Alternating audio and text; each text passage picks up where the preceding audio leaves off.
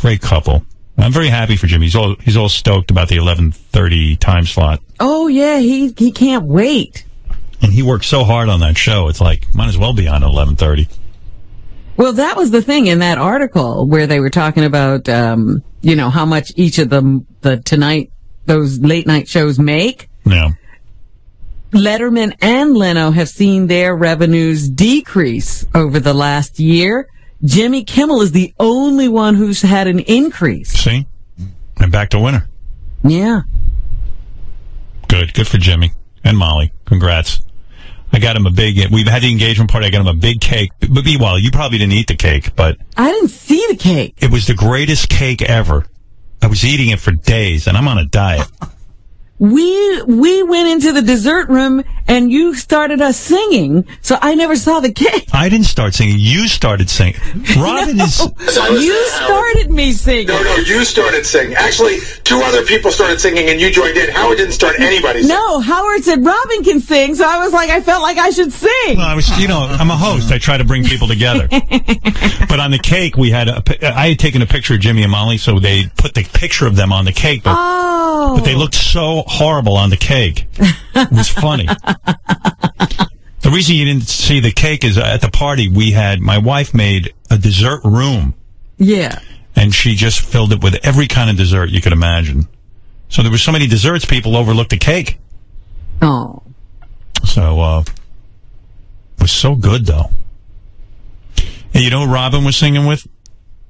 Billy Joel and Jimmy Fallon. Yeah.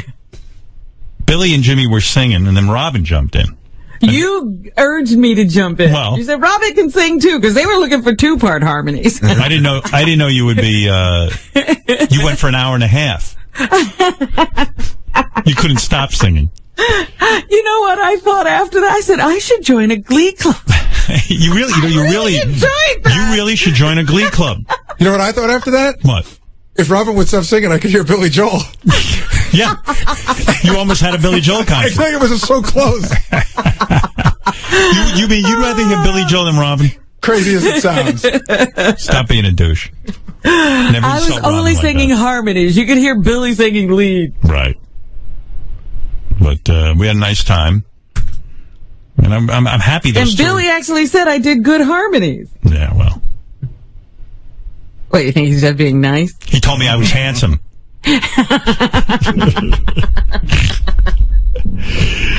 But it was fun. That was a fun party. Fun. That's me, Mr. Fun. Mr. Fun. Mr. Fun. Meanwhile, you're sitting around, nobody's having a good time. Yeah, I'm such a nut. Like, we had a really nice party. Great food. People slept over. Some people, didn't sleep over, but some people just came. And I sit there the whole time and I go, no one's having a good time. I always think people are having a bad time. I was like, if Jimmy is not having a good time, he has a very strange way of showing it. He's just been grinning from ear to ear all evening. Yeah, we did this engagement party, so all over the house. I had taken pictures of Jimmy and Molly. We had them blown up into giant size. And then I had a continuous loop of their pictures on the TV. On video, yeah. So Jimmy comes out of his room and he's looking around and he's laughing. And I go, what's so funny? He goes, this. It's an engagement party. You're engaged. He was laughing at the video. He was laughing at the book, because then you put this book out with all the photos. Yeah, then I put a book out. It's called an engagement book. My photography teacher, Doug Gordon, I'll give him a plug. He taught me about engagement books. So it was a book filled with all my pictures, and then on separate pages you could sign stuff. Right. To the couple. So I made one of those. And it was Jimmy and Molly looking lovingly at each other. Yeah. That's why Jimmy was laughing. He was like, look at me. He's a lover boy. He loved it. Oh, it was hysterical. Yeah. Engagement party. Why not? Yeah, it was the only engagement party I've ever been to where nobody knew the couple. Yeah, except me. And nobody knew each other. Yeah. Every person there didn't know Jimmy. So I said to each person, get up and make a toast and pretend you know him and tell a personal story. All of his friends were in L.A., so I did the best. I did the best I could. That was funny. Yeah, we had a good time. Robin, anything else in the news besides the party? The party? Well, your boss. Who is my boss? Simon Cowell. Oh yeah, I guess so. Huh. They say he had a breakdown on the set of X Factor this summer. Everybody was, expecting it to be Britney Spears. It was Simon? And it turns out that Simon had to go away for a while. Because he had a mental breakdown? Well, apparently, according to this new book, he cracked up and collapsed from the strain of work. Jeez. And he was calling me. Maybe he was in the middle of a breakdown. I said, I wonder why he's calling me. Simon told staffers that he was turning into a weird vampire and had to take himself out of the auditions. Wow. He said, I don't want any more tablets or pills. Wow. I'm cutting out a lot, including cigarettes. He says, I desperately need peace and I'm craving normality. I've got to work out my demons and come out of it. So. Wow. Apparently that judging is hard work. That's what I'm trying to tell you. You don't realize the strains of judging. I thought, well, L.A. Reid was at the party. I said, oh, look at the two judges over there collaborating. Yeah, L.A. and I were swapping judging. He doesn't seem to be all that upset about No, he having seems breakdowns. to be fine. He can handle it. He's a good judge. Yeah, we enjoy exchanged his work. judging tips. Yeah. What did he tell you? Nothing really, but I asked him who dressed him. He said himself. I said, well, there's a rarity. Somebody in show business who dresses Who himself. actually dresses themselves. Yeah. He probably really doesn't. I don't know. It's a good dude. But he was nice, yeah. Yeah. You remember the guy who wrote Jonathan Livingston Seagull? Did you ever read that book? I think I did read the book. Wasn't that like a girl's book? Well, it was one of those, 60s books that everybody was supposed to read. Yeah, I kind of know about it. Yeah. Was it in a movie? I don't know if they ever I think they made did. a movie. I think I saw the movie. Yeah. Well, the author, Richard Bach, was in a plane accident. Yeah. And now they say he is able to speak a few words. This is a guy who wrote a whole book, probably wrote others. And now he can just utter a few words. You mean like he's brain damaged or something? Well, that's what they're saying. Wow. He's continuing to recover, but it's very, very slow. His plane went down in Washington State in August. Tiffy. There he is. Stop. What's his name again? Tiffy. Richard Bach. Richard, Tiffy. I'm upset. I was hoping for a sequel to Jonathan Livingston Seagull. Is there going to be one? Ticky dang, man. You know what? JD should tell people he was in a plane crash, because he sounds like a guy. There you go. I got an idea. I'm going to go to Letterman and jump out of the green room and then shoot Dave in the head. But a make-believe gun. Hey, you're not making any sense. I was in a plane crash. with Richard Bach or whatever. What? Well, that guy, Jonathan, that Jonathan Living, that Seagull thing. They say although he can say a few words and respond to simple commands, he does not seem to know why he's in the hospital. Yeah, anybody who gets into these experimental small planes, it's not going to go well. From what I can see, it never ends up good. Time, too. He ran into some power lines. It's possible that at any moment it could snap into lucidity, but it hasn't happened yet. Oh, wow. Well, I feel bad for you. Robin, back to you. Did you watch any football yesterday? No, I know. I should have watched the Jet game, right? It was Right, Tebow and the Sanchez. Jets won 48-28, and as far as I can tell from the accounts, it was mostly Mark Sanchez. Right, but they threw Tebow in a couple of times. Yeah, but I don't think he really made much of a difference. They're really giving all the credit to Sanchez, that he's really proven that he can lead Gang Green, and they don't need this other quarterback. But don't you think it's a good idea? But that's just one game. Right, and don't you think that sort of motivates him to stay in his game? And also, don't you think it's a good idea, considering the amount of injuries in football, that if something happens to Sanchez, you got a guy like Tebow back there? You know who was backing Tebow up, backing up Sanchez before Tebow? Who? It's like he was Mark Burnell. I think he was 40 years old, 39. Right. He was like old. Right. In fact, he had daughters that Sanchez was eyeing up one time. Well, that's what I mean. So isn't it like he's a good let back. me ask you, you're a football guy. Yeah. Does it psychologically fuck a guy up to know that there's a young guy? You don't necessarily have the complete backing of your coach. Right. So that's the one negative. But I see a lot of positives. You got a guy who can step in if you get injured. You got a guy who psychologically, when you're playing a team, you can throw this guy in for a couple of plays, and all of a sudden they go, oh, man, we got to react to this guy now? Okay, so there's two things going on. The first thing is you should always have a backup quarterback that if your quarterback goes down can play. Right. And so they always said that they brought in Tebow to make Sanchez better. They're not really competing for. I mean, there are a lot of teams where there are two quarterbacks competing for the same job. Right. They were never competing for the same job according to the Jets. But Sanchez does know there's a guy behind him that's going to actually play. The guy behind him before is never going to play. Don't you remember when they hired me at NBC to essentially motivate Imus? Like seriously, they put me on in the afternoon and they basically said to him, hey, this guy's a ratings grabber. And that's your replacement. Yeah, if you fuck up, we're putting him on in the morning. Of course, they ended up firing me, but They could have put you on in the morning. They could have. And you would have gotten ratings. I had the highest ratings on the station. And you would have been easier to deal with. Yeah. If you let me do whatever I want, then I'm easy to deal with. But Tebow, they threw in a couple times. They put him in the Wildcat, which means he was in the backfield. They threw him as a tight end, and then he actually had a fumble recovery on an onside kick. So he's good to have around. But it was Sanchez's day, no doubt. But how long is Tebow going to want to do that? It's Baba Booey's football thing. Wait till your music system. When your music's over, you can answer the question, what does Tebow think?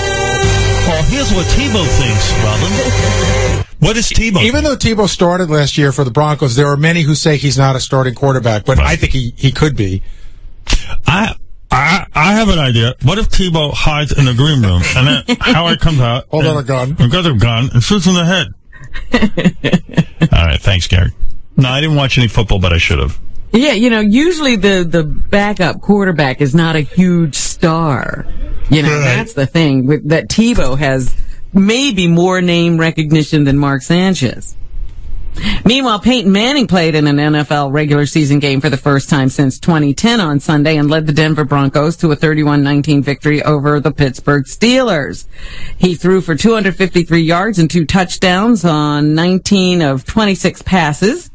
His first TD gave him 400 for his career, making Manning just the third player in the NFL in the NFL history to accomplish that feat. 1-1. He was the first. Say that statistic again. He has completed 400 passes, I guess, and that is an accomplished.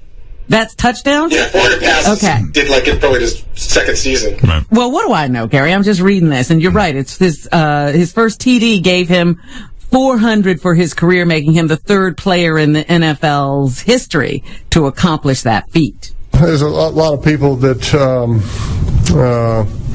participated in that process. A lot of receivers on different. That's the cool move. You don't take credit. You just deprecating, just not taking all the credit. Yeah, you kind of go, yeah, but big deal. It's not a big deal. I didn't do it alone. Team. Yeah, that's why I'm not a football player. I'd be like, yeah, that's right, I did that. Well, what about the receivers? Nobody would play with you. That's not my problem. All they did was catch my perfect pass. I put the ball where they were. Yeah, exactly. Joe, go ahead. All they had to do was reach up. Joe? Yes, good morning, Howard. Hi, good morning. Howard, I'm not too thrilled with the AGT move. I think it's kind of lame, and I have a suggestion for you. You mean my opening move? What, your opening move? Yeah. Are you high? I mean, all of America loves it. I think it's kind of lame. Have you gotten any feedback on that, really? No, not really. I mean, nobody seems to say. You've been away for 2 weeks. I haven't had a chance. All right, well, go ahead, Joe. What do you think I should do? All right, very, very simply, when they come to your turn, I think you should just hold up the inside of your fist and match your logo. That's you. No. This is different. This is AGT, and I feel my multiple moves of starting out with that Howie karate chop into Sharon's heart, into the Vulcan sign, into the Three Stooges. Did you see my new move, Robin? Right, where you do the thing with This. your hands above your head and below your chin. I flap those, and then I do that Curly from the Three Stooges thing where I smack my hand out in your face. I don't know. I don't think that's what you should. I think that's the only thing you should do. the Curly thing. Because you don't have Howie's moved down. You got Yes, I Sharon's do. heart upside down. Oh, that I have trouble with. All right, here, watch me again. Ready? Okay, here I do the Howie thing. Here's the heart, right? Is that the heart? That's the heart. All right, I got it now. And then watch this. Into this. Into this. And then that. I mean, come on. Mine tells a whole story. Oh, Mine tells the history. Hula.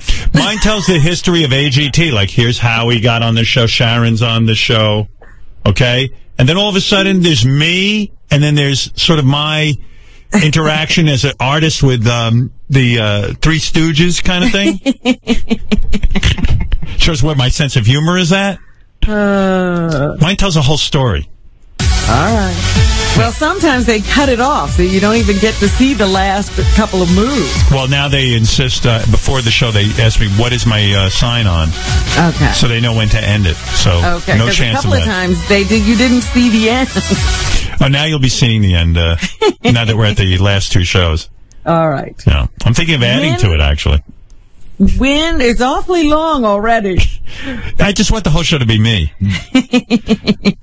When do you tell someone you have HIV if you're going to hook up with them? After you have sex with them. Otherwise, they won't go to bed with you. No, you have to tell them up front. You have to tell them even before you kiss them.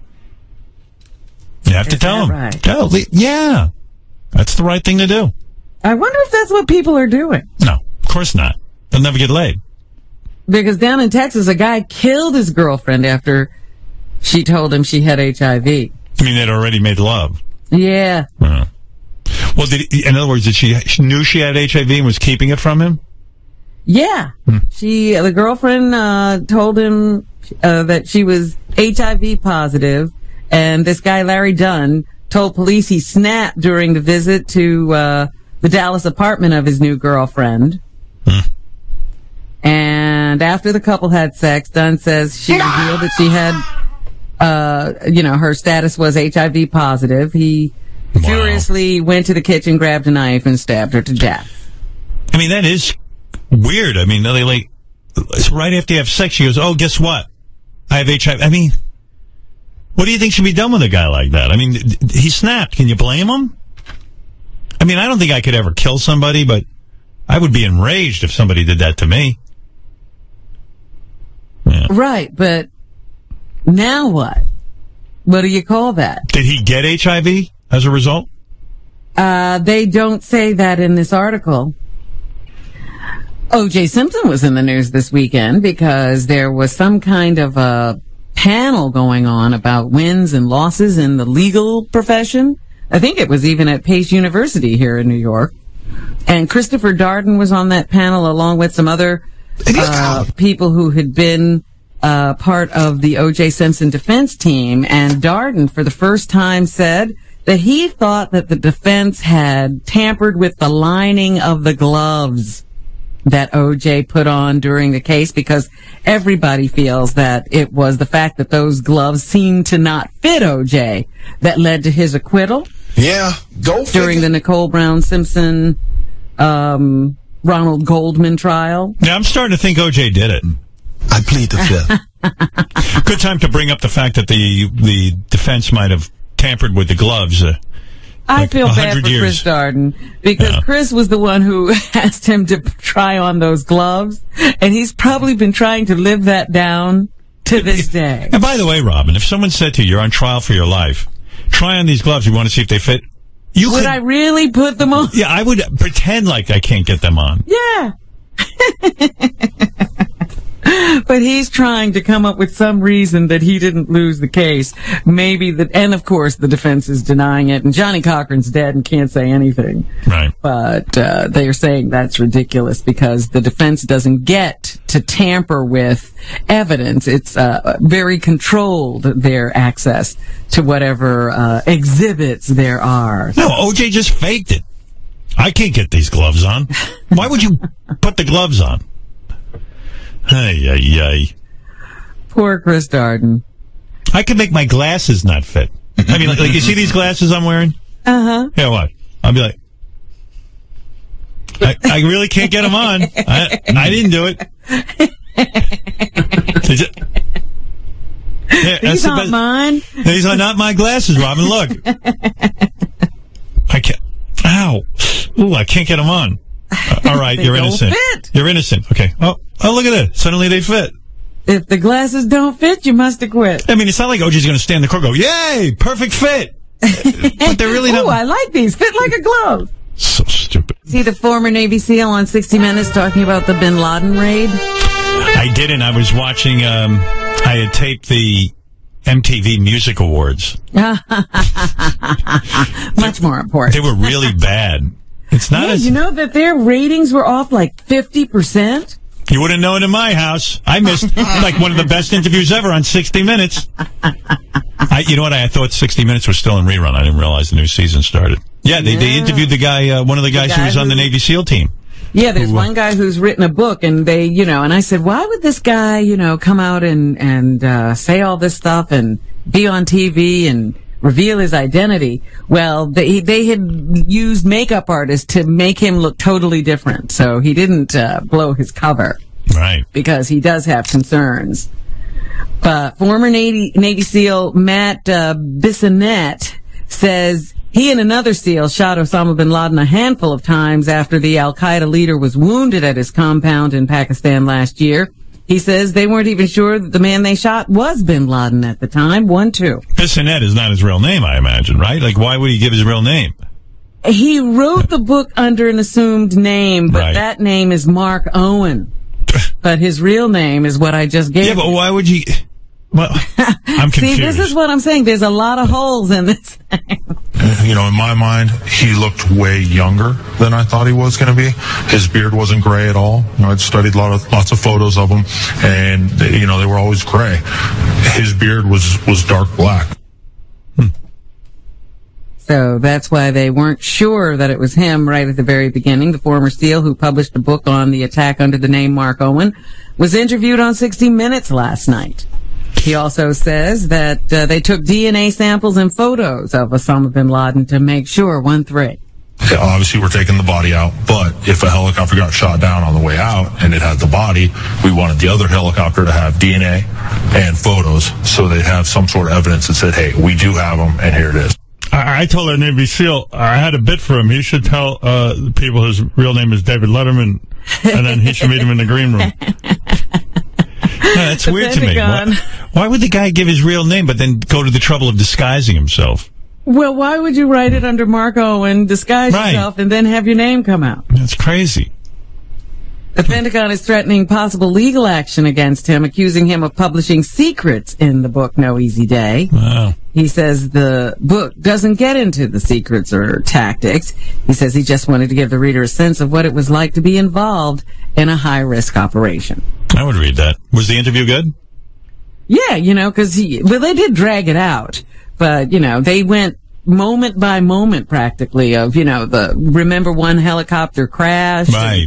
He was in that helicopter, and then how did they change the mission on the ground once, that big mistake had happened, and how they were under a time limit for getting, the job done and getting the DNA and the body out of there. So he went through the whole thing. Maybe he gave his real name because he figures the terrorists don't watch 60 Minutes. But on the book, they'll probably read the book because they're big on books. Meanwhile, the anniversary of 9/11 is tomorrow. Right. And, they say that the city is not on high alert this time because there's so little of Al-Qaeda left at this point. I got to admit, I feel so stupid. I was watching all the news channels last night. Mm-hmm. And every time I turned them on, like CNN, Fox News, MSNBC, they were doing specials on 9/11. I was like, how come they're not doing any regular news? I didn't put together that, tomorrow's 9/11. Right. The fuck is wrong with me? Damn, I must have a low IQ or something. I mean, I should be able to put that together. Prince Harry is finishing his first phase of initial training at Camp Bastion in Afghanistan. The 27-year-old Army captain arrived in Afghanistan for his second tour there on Friday, but will not start flying Apache helicopter missions for at least 7 more days. Meanwhile, the Taliban says it's determined to kill Britain's Prince Harry during his deployment there. A Taliban spokesperson told the French news agency AFP that the insurgent group has a high-value plan to kill the third in line to the British throne. He's there, as I said, training for helicopters. So the Taliban is still active, but Al-Qaeda, not so much. Right. Mitt and Ann Romney are defending themselves against critics who say they are unable to empathize with ordinary Americans because of their wealth. On NBC's Meet the Press, Ann Romney said, quote, "I know that people are suffering right now, and for people to think that we don't have empathy just because we're not suffering like they are suffering is ridiculous." 1-4. It's ridiculous to think that you can't have empathy for somebody that's struggling. Our life has always been devoted to those that are struggling more than we are. Mitt Romney's got to be feeling shitty about himself. I mean, like, there couldn't be, it's a terrible economy. It's, there's all, and people still don't want to vote for him.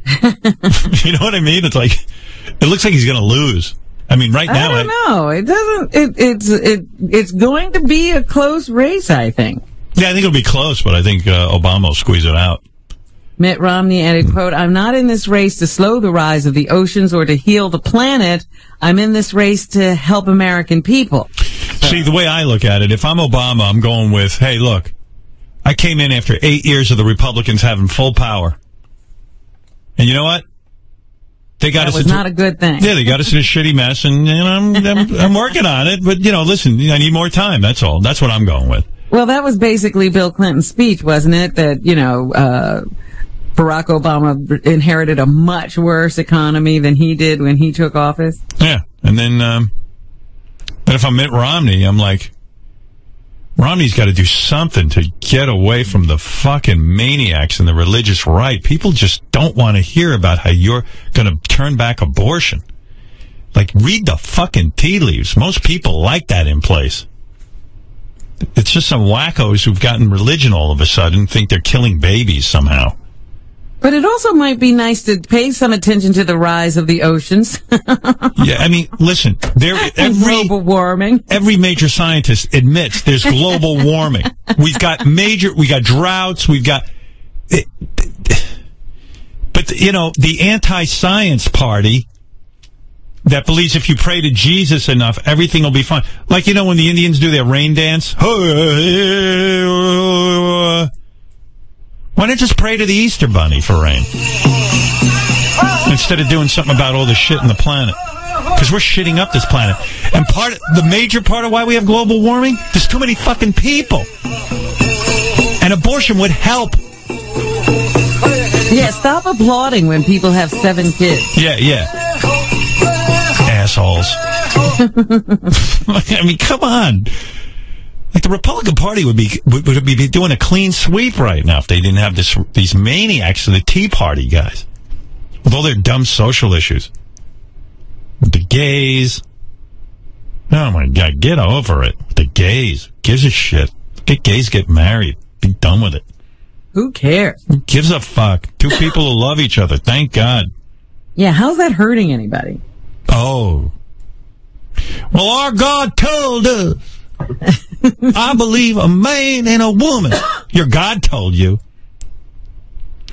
How come God is in hiding on this? Why doesn't he just announce, like a big booming voice out of the sky? Right. Why do he leave it to you to tell us? Yeah. Yeah, why do we have some hillbilly with no teeth telling us what God is saying? I read that there book, motherfucker. You had no book. You don't even know how to read. Well, somebody read the book to me. Rush Limbaugh read that book, I'll tell you that. When I listen to his show, that boy knows something. He's super successful and fat as can be. You don't get that fat not eating. And he's making money and eating. This is who we're listening to? The Easter Bunny told me that gays should not be married.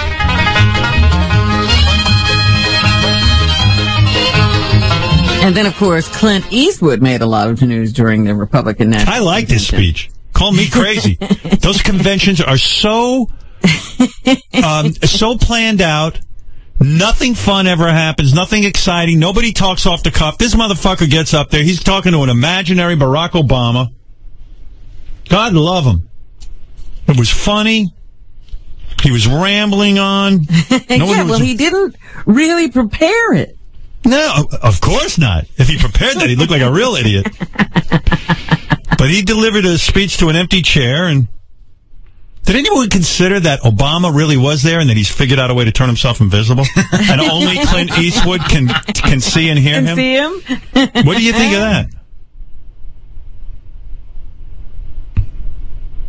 It was weird, too, because you turned on the Republican convention and John Voight and Clint Eastwood are there. And I'm like, is this the Republican National Convention, or is this like a casting call for Expendables Part 3? Who's there? I got to see that new Expendables. Oh, God, really? Yeah, I love all that shit. I love the first one. That movie was shot in the dark. You couldn't even see anybody. That's why I like it. These guys are old. Well, the Oscar-winning actor and director told Paul Miller of California's The Carmel Pine Cone newspaper his decision to create an imaginary conversation with invisible President Obama was a last-minute decision. 1-5. Yeah. I liked it. At least it was something different. Something unplanned. He left San Jose Airport on a Thursday morning, that very morning that he made the appearance, flew to Florida, went to his hotel room, was still thinking... And it convinced me to vote for Obama, because they said any president that can turn himself invisible is pretty cool. He's got superpowers. But I do like the Mitt Romney, Paul Ryan bromance. They're they're almost gay for each other. This is like... Even though they're anti-gay. Yeah. Oh, yeah. But this is almost as bromancy as Baba Booey and John Hine. But Clint Eastwood really was. He was so incoherent that I thought that, you know what? J.D. sounds like John F. Kennedy compared to Clint Eastwood. It's sort of sad, though, They say that he got there just 15 or 20 minutes before he was scheduled to go on stage, saw a stool, and got the idea. I'll talk to Mr. Obama. Oh, if you knew you were coming to the Republican convention, wouldn't you think of something to say? And then I'm going to talk to my toaster oven. And then, look, there's a vacuum cleaner. I'm going to bring out my vacuum cleaner and kill my flat screen TV. This will be a rousing speech, and everyone will be excited. It's really something else. Paul Miller says that Clint told him he wanted to accomplish 3 things while making his speech. The first was making clear that not everyone in Hollywood is a lefty, and the second is Obama has not fulfilled his campaign promises from 4 years ago.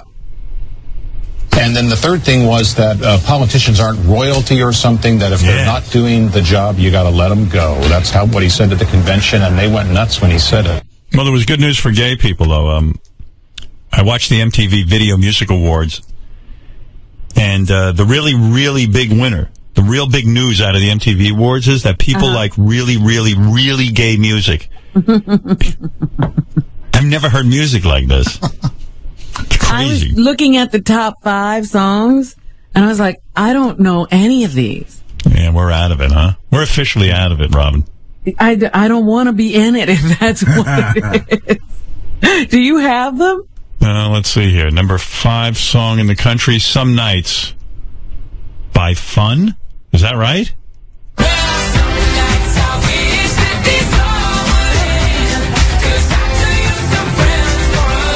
like that? And then you got number 4 song is Lights by Ellie Goulding. And number 3 is One More Night by Maroon 5.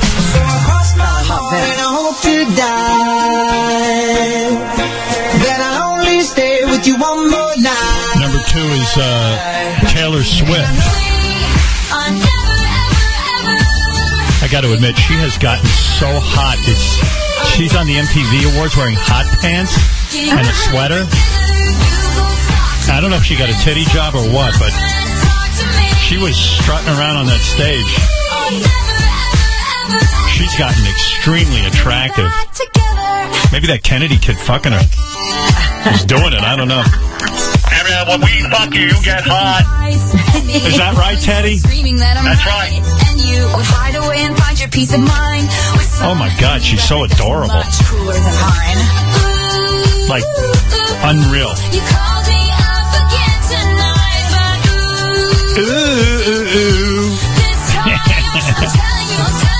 Maybe you should tell your mother that instead of Queen Latifah, Taylor Swift that chair that Sharon made. Yeah, if I end up going back on that show and Sharon Dudley, I want to sit next to Taylor Swift.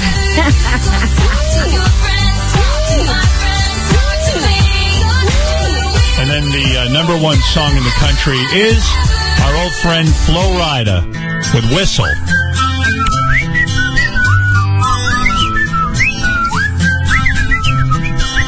Can you blow my whistle, baby? Whistle, baby. Whistle. Must be a penis. Could you blow me? That dude's all sexed up, Flo Rida. Can you blow my whistle, baby? Whistle, baby. Here we go. I'll blow your whistle. Flo Rida.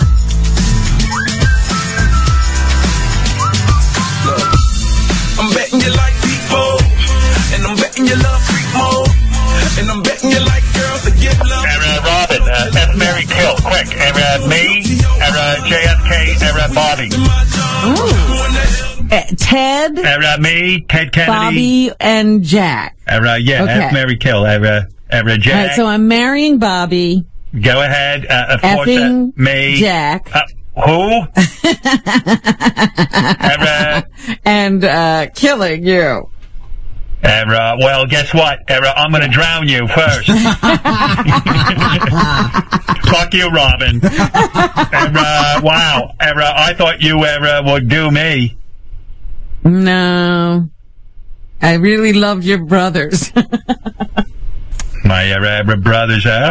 My poor brothers. They died too young. We'll be left with you. You will be left with me. Who thought? I saw Barack Obama's speech the other night. Yeah, what'd you think? I couldn't figure out what happened. In 2008, he was young and beautiful. He was so handsome. Now, after 4 years in office, he looks like Uncle Ben's converted rice. What happened to him? He's got all that gray hair. Yeah, the presidency must be a tough job. His wife looked good, though. She looked good. No wear and tear on her. No, she had the kind of ass that in the old days I would have liked to whip with a car antenna. Oh, my. Did I just say that? Yes, you did. I heard you. That could end my political career. Actually, nothing could end my political career. I drowned a girl, and it didn't end my career. I think your career is over now. Yes. Chris Christie's gotten very fat. Next to, if I stood next to him, I'd look anorexic. He'd make you look good. Anyway, I just wanted to say congratulations to my nephew, Connor Kennedy, who is having sex with Taylor Swift. Making you proud. And he's barely 18. And she's 22. Way to seduce. Way to go, Connor. Connor Kennedy. He's an up-and-comer, that boy. He's a real Kennedy. That's right. All us Kennedys have a rod that could crack a diamond. Did you know that? I did not know that. And he should marry her because she's an earner. Us Kennedys can't earn a dime. But here's a girl who makes a living. Connor, marry that gal. That's a cash machine. And marry her and then cheat on her with Kristen Stewart. We always marry and then cheat. We love it. That's the Kennedy way.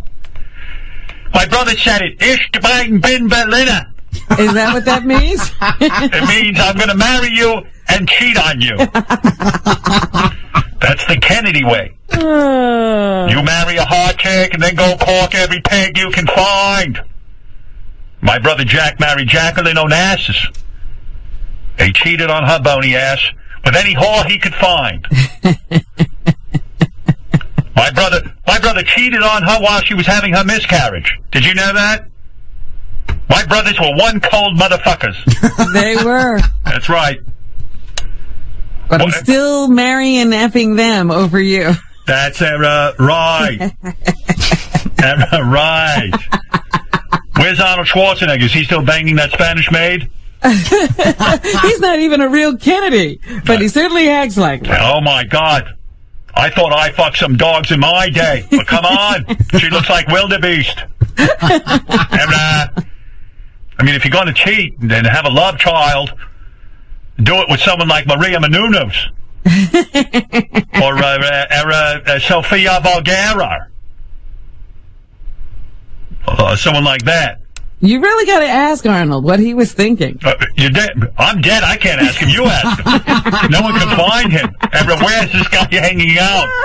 My goodness. He's in the Expendables, too. I've learned something up here in heaven, though. What? I was hoping that when you go to heaven, if you were retarded on Earth, that you would have normal intelligence here. But I ran into my sister. She's still retarded.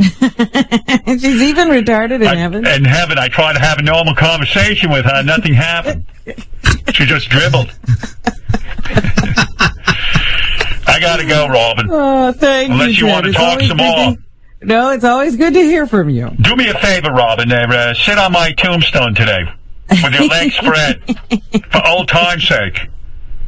That would be for new time's sake. We never had any time. I mean, for new time's sake. I'm confused. Thank you. Goodbye, Dad. Thank you, Senator. Wow. If you're dead, are you still called Senator? I don't think you can ever lose the title. Yeah. Serena Williams had a wonderful summer, Howard. She just won her 4th U.S. Open yesterday. She is massive. She has massive arms, massive shoulders, big, thick legs. Where does she hide her penis? She's built like a man. Stop that. I mean, she's so masculine. She almost lost that match yesterday. But she pulled it out there at the very end after 3 sets. She pulled it out? It was a U.S. Open marred by lots of rain delays. So the men's final will be played today. Yeah. So, yeah, they couldn't complete it within the 2 weeks they normally do. And a 12-year-old boy in Massachusetts is a hero today after driving the family's car safely to a stop while his father suffered a seizure on Interstate 95. Patrick Canny said he quickly knew something was wrong with his father. His father started showing signs on Saturday afternoon, 1/8. All right. And when he started slowing down, I knew there was something wrong. Boy, that's a very composed young man. 12-year-old. Patrick's quick thinking also helped save his 9-year-old sister who has special needs and was sitting in the back seat. So, Patrick is a hero. And that's what's happening. Thanks, Robin. For Sal Governale information, go to horsetoothjackass.com. To book Richard Christie, go to richardchristie.com. Get Benji's song Online Sweetheart on iTunes or go to beautifulgaymusic.com.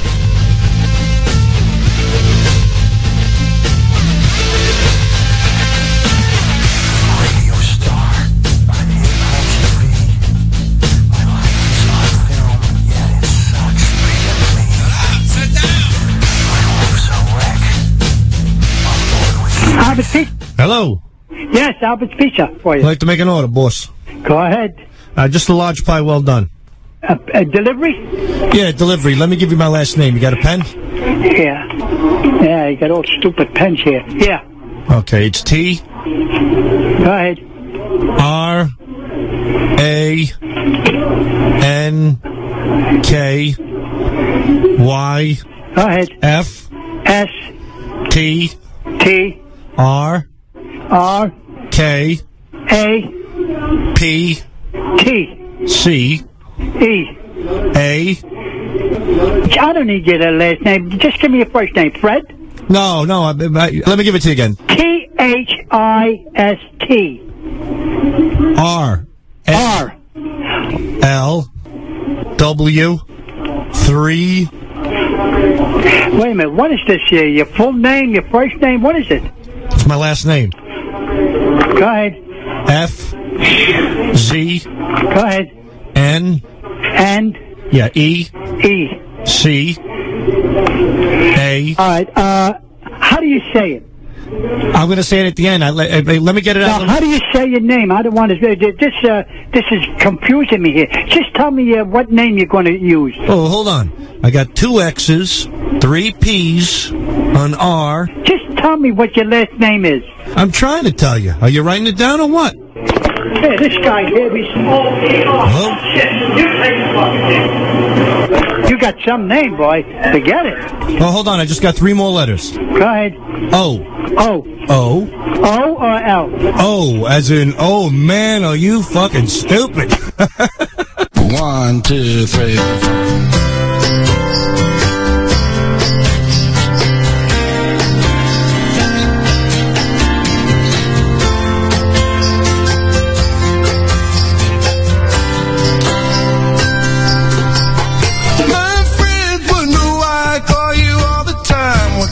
Say, I don't feel the need to give some secrets away. You think maybe I need help? No, I know I'm right. Just better off not listening to friends' advice. When it says no with my tell them this if they wanna know what the reason is. I wanna smile when I lie, then I tell them why. Because your kiss is on my list. Because your kiss I can't resist. Because your kiss is on my list. I'm the best thing in life. Because your kiss is on my list. Because your kiss, I can't resist. Because your kiss is what I miss. When I turn out the light, I go crazy, wondering what there is to really see. Did the night just take up your time? Could it mean more to me? Sometimes I forget what I'm doing. I don't forget what I wanna. Regret what I've done, regret you. I couldn't go on. With me it says, no way my place. I tell them that still wanna know what the reason is. I'm gonna smile when I lie. Let me tell you why. Because your kiss is on my lips. Because your kiss I can't resist. Because your kiss is on my lips. I'm the best thing alive. Yeah, because your kiss is on my lips. Because your kiss I can't resist.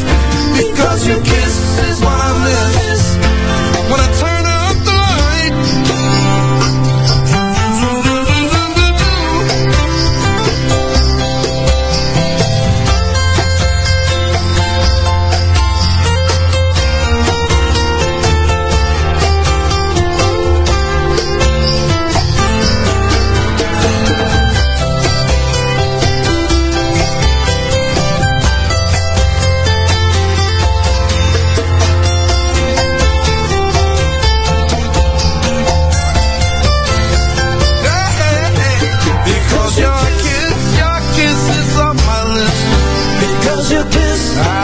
kiss I can't resist. Because your kiss is on my list. On the best thing alive.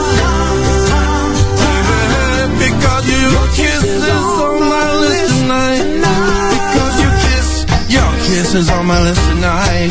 Because your kiss is on my list. Yeah, hey, you're right.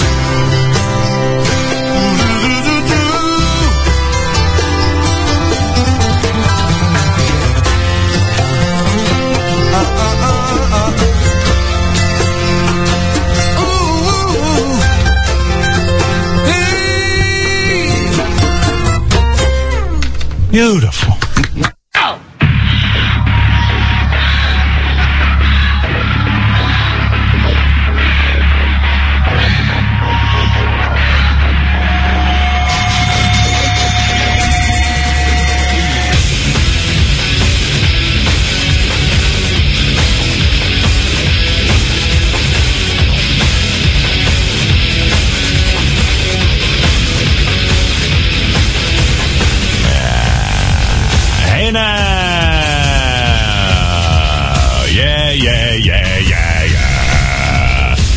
Look at me, everybody.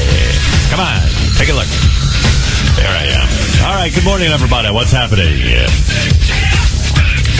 Mr. Robert Zombie performing with me. What a powerful song.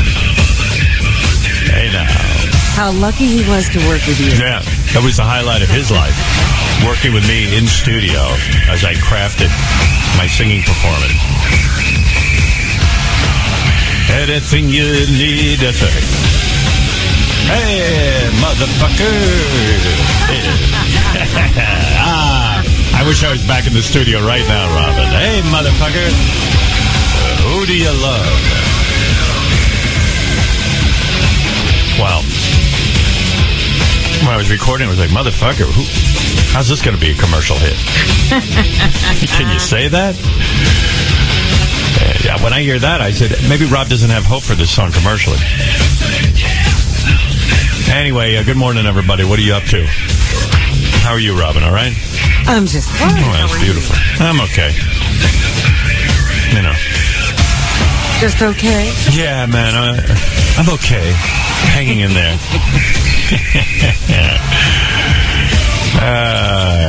You know, I sit here at 6 o'clock in the morning and I go, oh, I got such a long day. And I realize it's all ahead of me.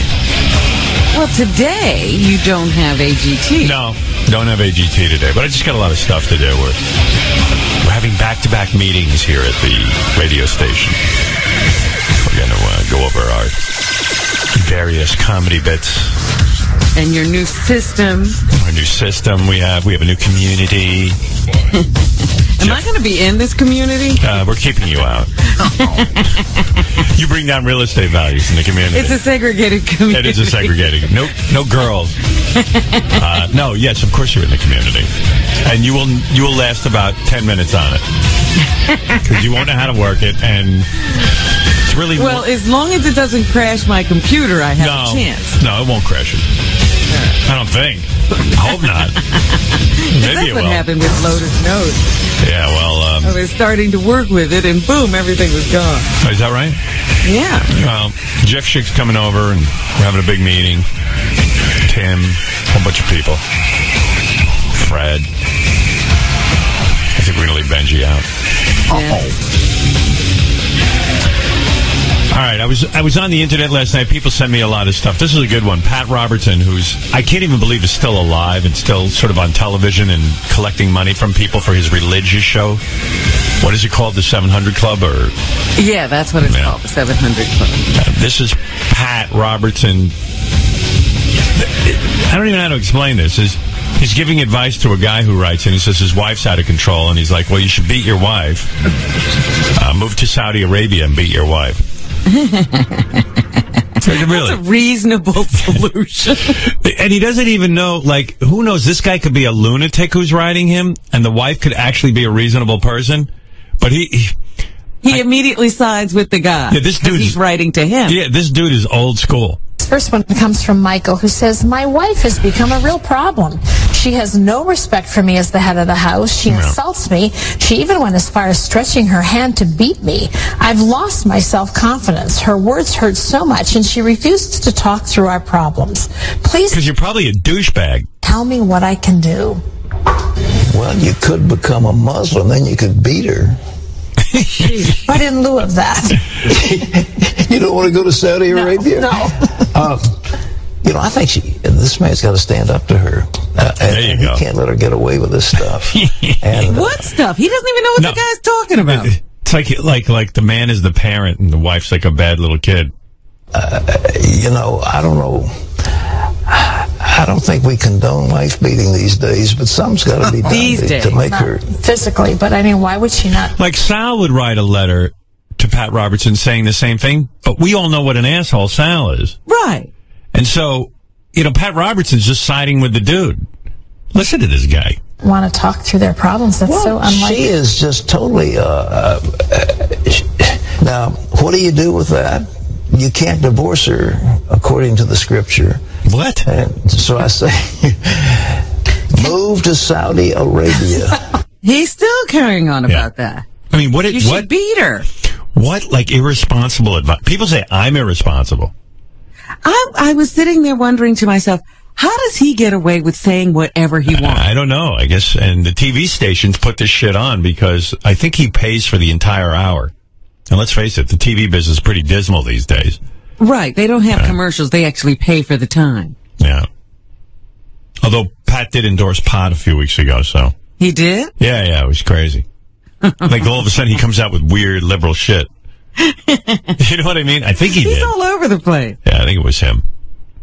But he's such he's such an asshole, Pat Robertson, that he really is just irresponsible. He has no clue. It's like a lot of guys think they're very reasonable and their wives are idiots. And Sal's wife went out and got an emotional friend, but look at Sal. I mean, Sal might drive you. She needed an emotional friend. Yeah, you kind of get it.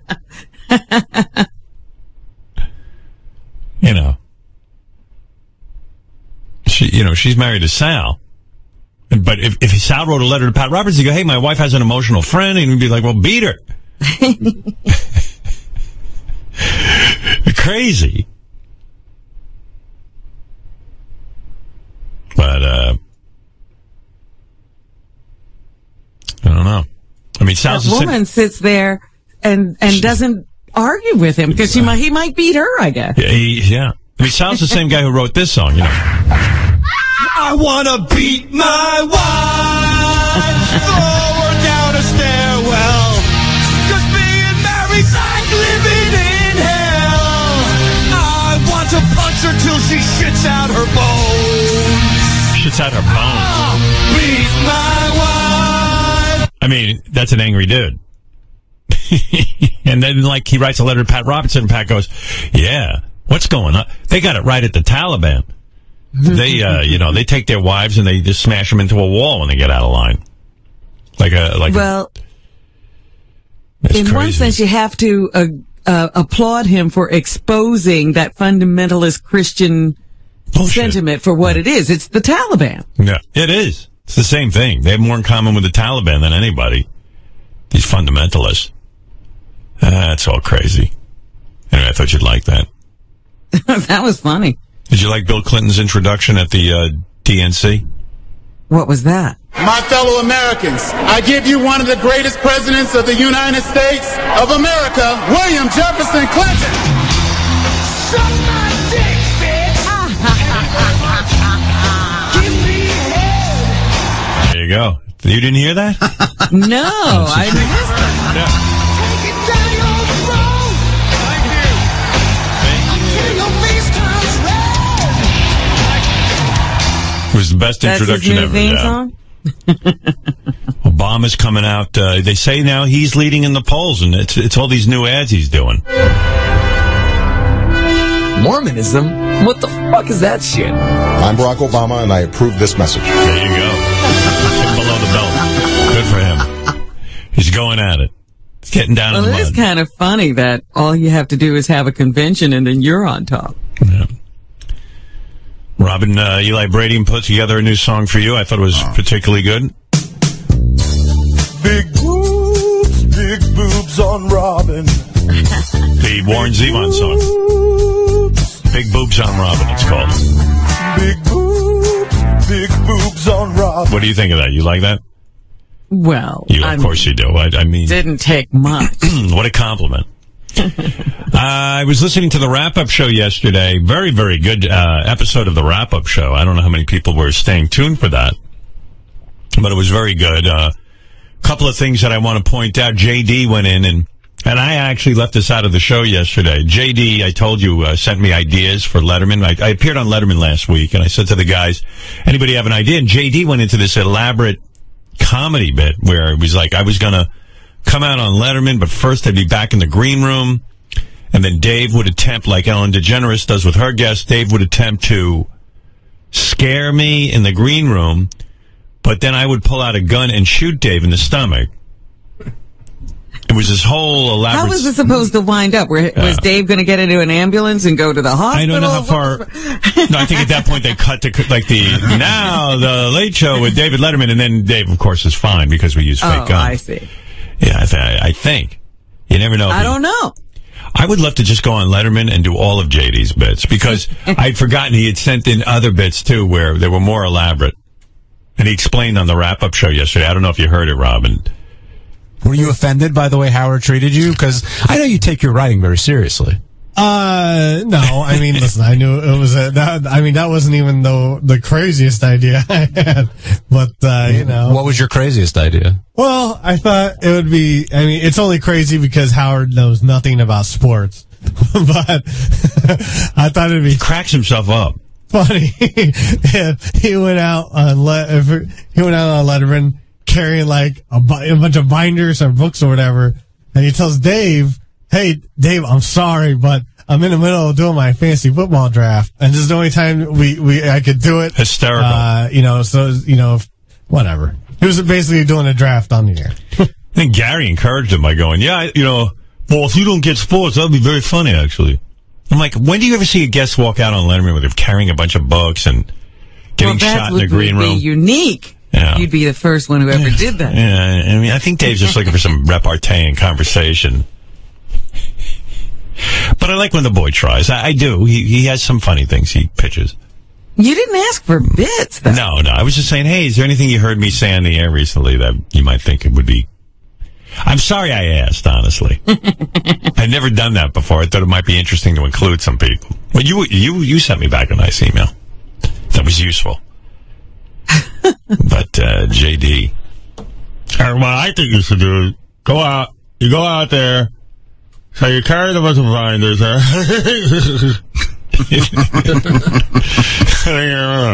What? What would be really funny is that Howard doesn't know anything about sports. Or whatever.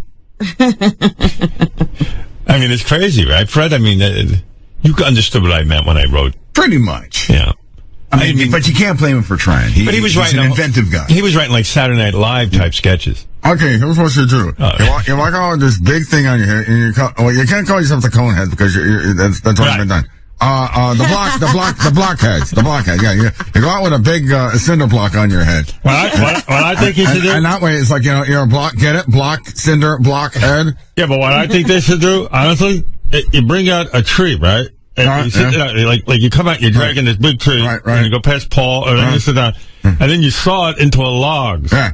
Like the whole show, you just saw on these logs, and then Dave says, like, "What are you doing with the log?" And then you go, whatever. I say, "I'm going on the stump." Get it? Stump, log, stump, log, stump. Like, then Dave, you saw logs, and then go commercial, and then come back, you still saw on the log.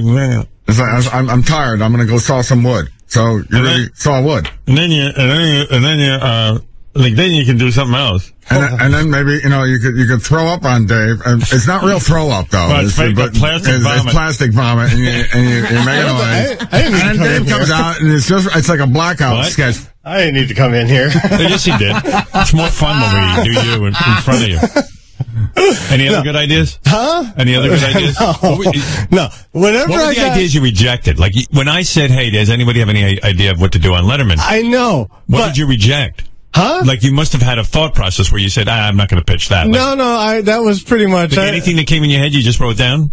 I mean, listen, whenever I read the email, I just saw Bruce Willis on Letterman, and he always does bits on... Bruce Willis always does... There are certain guys that, like, are allowed to do bits. Yeah. Is that right? Yeah, like, if a star's big enough, they kind of write something for him or something. I don't know. I noticed, like, You know who else is allowed to do bits? Like Steve Martin records them and then plays them back. Yeah. It's like a whole day thing. And I Is know Letterman that's not in really them? your thing, No. but I put it out there anyway, so. What about like okay, you get like a pre-recorded bit where you go to Letterman's house or something, and then like you're with Harry.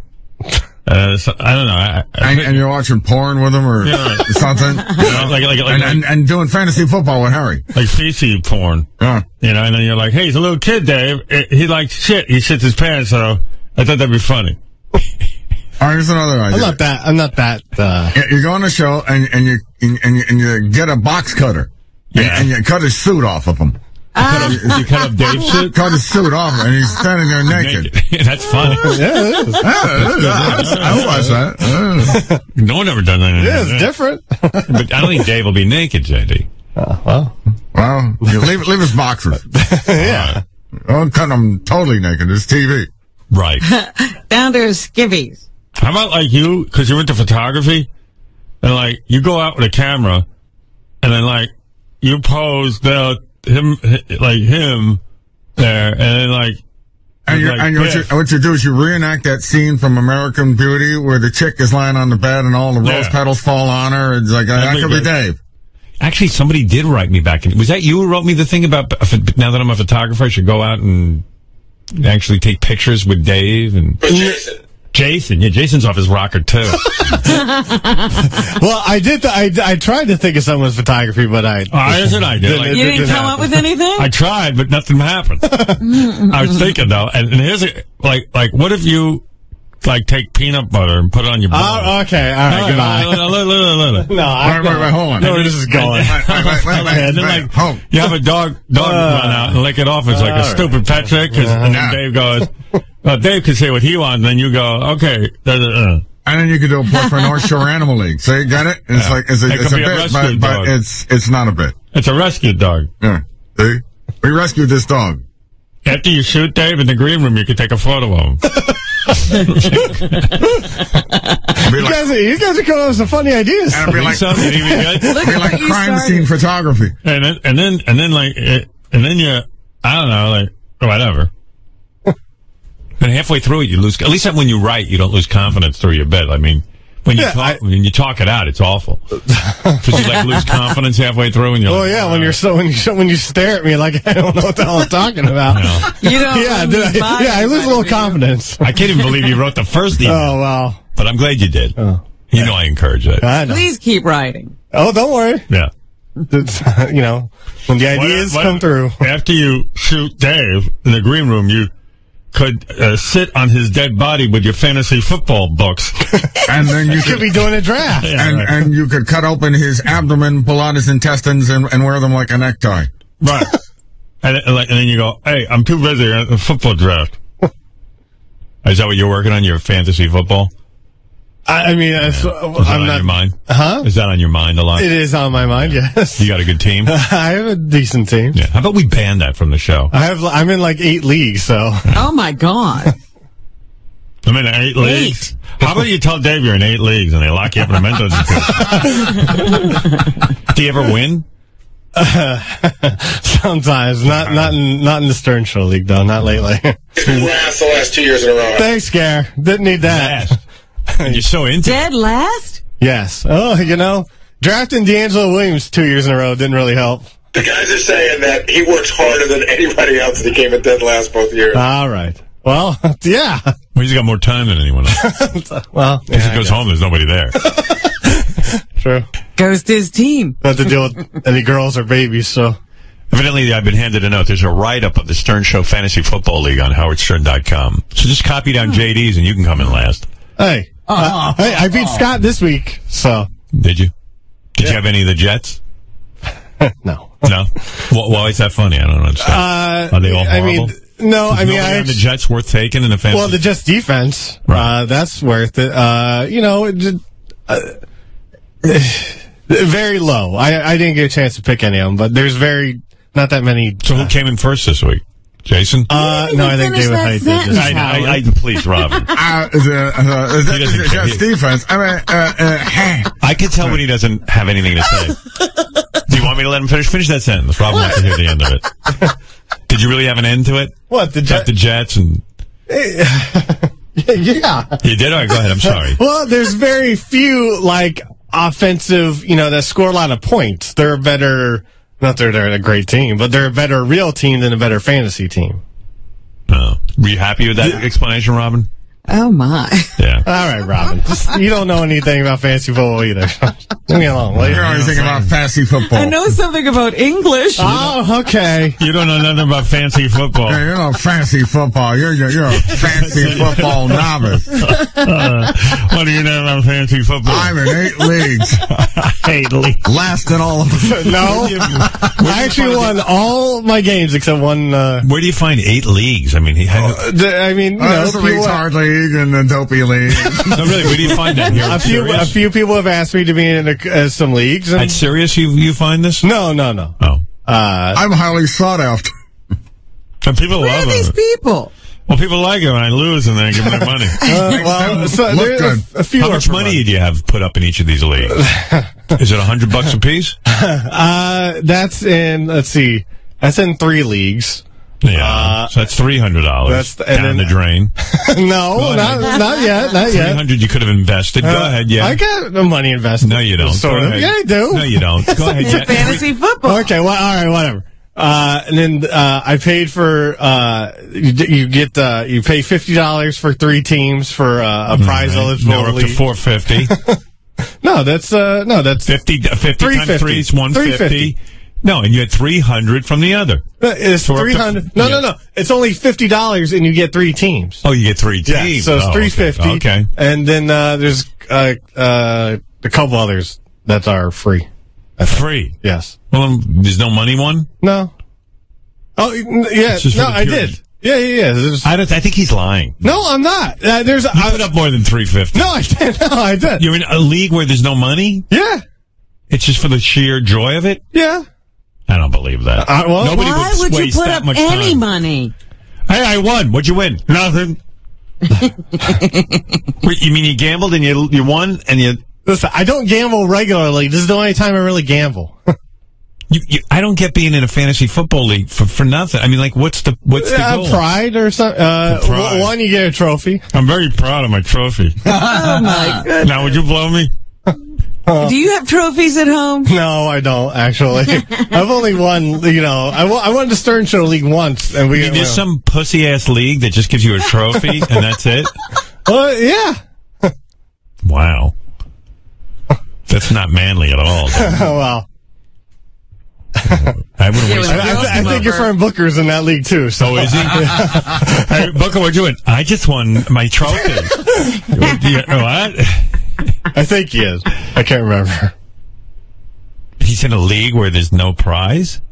Like, I mean, that's the whole point of betting on fantasy football, isn't it? No, I mean, there's some you do for pride.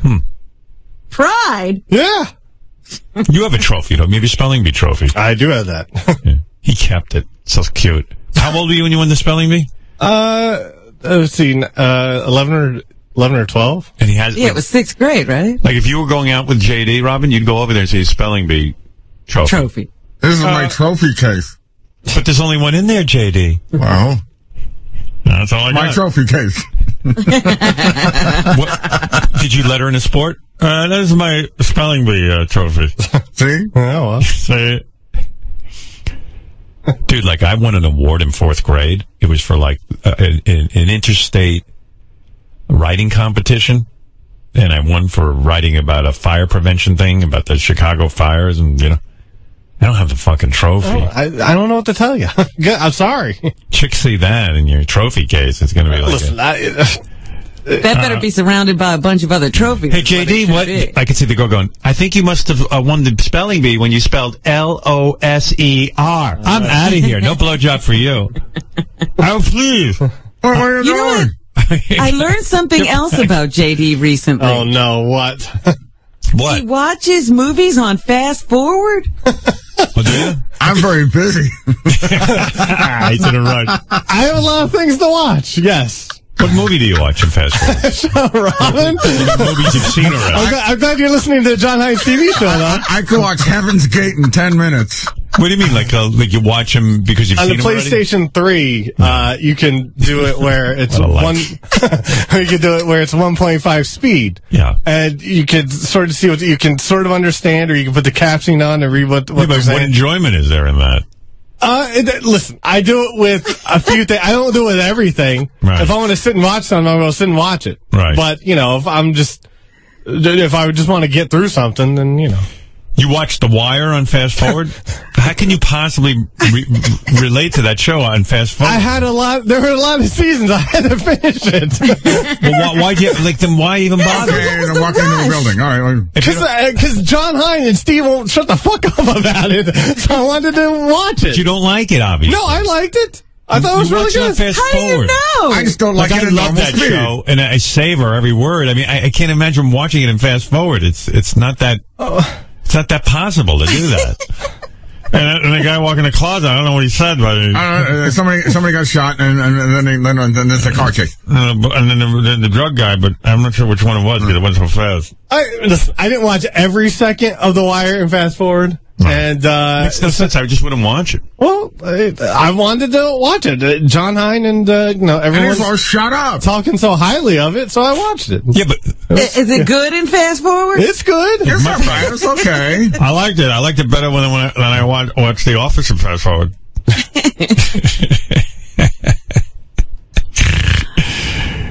You're a trip, man. I could watch you all day in slow motion.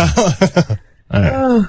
I'm moving. Why are you holding on to that fourth grade spelling? It's cool, man. I mean, you do what you want, but I just have all trophies. I have all the Little League trophies that I did and stuff. You're not over that. I mean, how old are you now?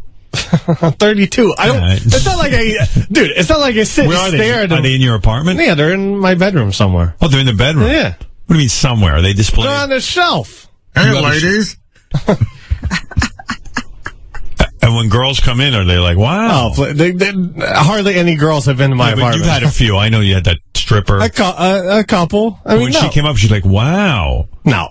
Does anyone say anything? Because I've never been in a 32-year-old guy's bedroom with his spelling bee trophy. No. It hasn't been. I haven't said, oh, they're my trophies. Most people are 32. They're like, they got 2 kids. They got a wife. Well, all right, and it's cool that you don't, but. Can we see these trophies? Would you bring them in? No, I'm not going to lug them all in. Why not? Oh, my goodness, there's a lot. Well, I was in Little League we'll get for a few years. We'll help you with that. No, I don't need anyone help. How many Little League trophies do you have? Why do you want to see all my... Are you kidding? They're just trophies, for Christ's sake. All-star third base. It's not even... Yeah, I mean, it's a trophy everyone gets at the end of the year. So it sounds like it's not even special. a big... It's not even like you did anything special. No. And you're saving them. This is for showing up. What else am I going to do with them? I don't know what else to do with them. I mean, I would throw them out, maybe. Well, that's you. I don't know what to do with them. What do you? In a sense, you're bragging. No, I'm not bragging. Get out of here. Well, you are. If I was bragging, I'd say, "Hey, look at these trophies," or I would sit, putting them in your bedroom. Or I would sit and admire them all the time. I don't do that. If it's in your bedroom, it's hard to miss them. I mean, it's like, dude, you are. Don't step beyond the rope. No, I don't. But I mean, they're off over to the side. I never look at them hard. You should really embrace them. Fred's right. Put up one of those velvet ropes, like in a museum. Get a glass case. I need some pen lighting. Get a guard. Please, sir, you can look, but don't touch. Okay, Pinkertons, you can go home. I got like 10. What do you say? 10 trophies? You say lug all of them. I mean, it's about 10. Wow. Awesome bedroom. They're not in a case or anything? No, I mean, that's where I put them. You probably have to be really careful with them so they don't get destroyed. Do you dust them? No. Of course he does. I don't. You don't know anything. Occasionally I take them to the sink and I rinse them off. So when you have a chick up there, does any chick ever say to gee, what are these all about? Because, I mean, it's displayed in your bedroom. I mean, it is. No, they're not. It's not like they're displayed. They're off. They're on a shelf. wall. Yeah, but they're... Yeah, but you can't... I mean, that is a display. You consciously chose to put your trophies up on a display. Because I don't know. No, it's not a display. It's just on a shelf. But that is a display. Okay, well, listen. Since I've, I don't know. He doesn't know. It's how I've had my rooms set up ever since I was little, and that's how I've had it. So I don't. So you think you don't want to change? In other words, you want it the way it was when you were a kid. I mean, that's. I didn't know how else like to do it. You still hang Pamela Anderson posters on your wall? No, there's nothing. You outgrew it. I guess. Yeah, so like maybe time to outgrow this. Oh, I'm thinking that. Well, although I don't know what else you'd put in there. It's not like you have a lot of stuff. No, I mean... So, like, if I walk in your bedroom, it's like PlayStation and your 4th grade trophies. No, my PlayStation is in the living room. Oh, okay. So in each room, there's something really childish. And no chick ever said to you, gee, you know, this is impressive. Like, well, what is this, a writing award or a radio award or editing award? No. No.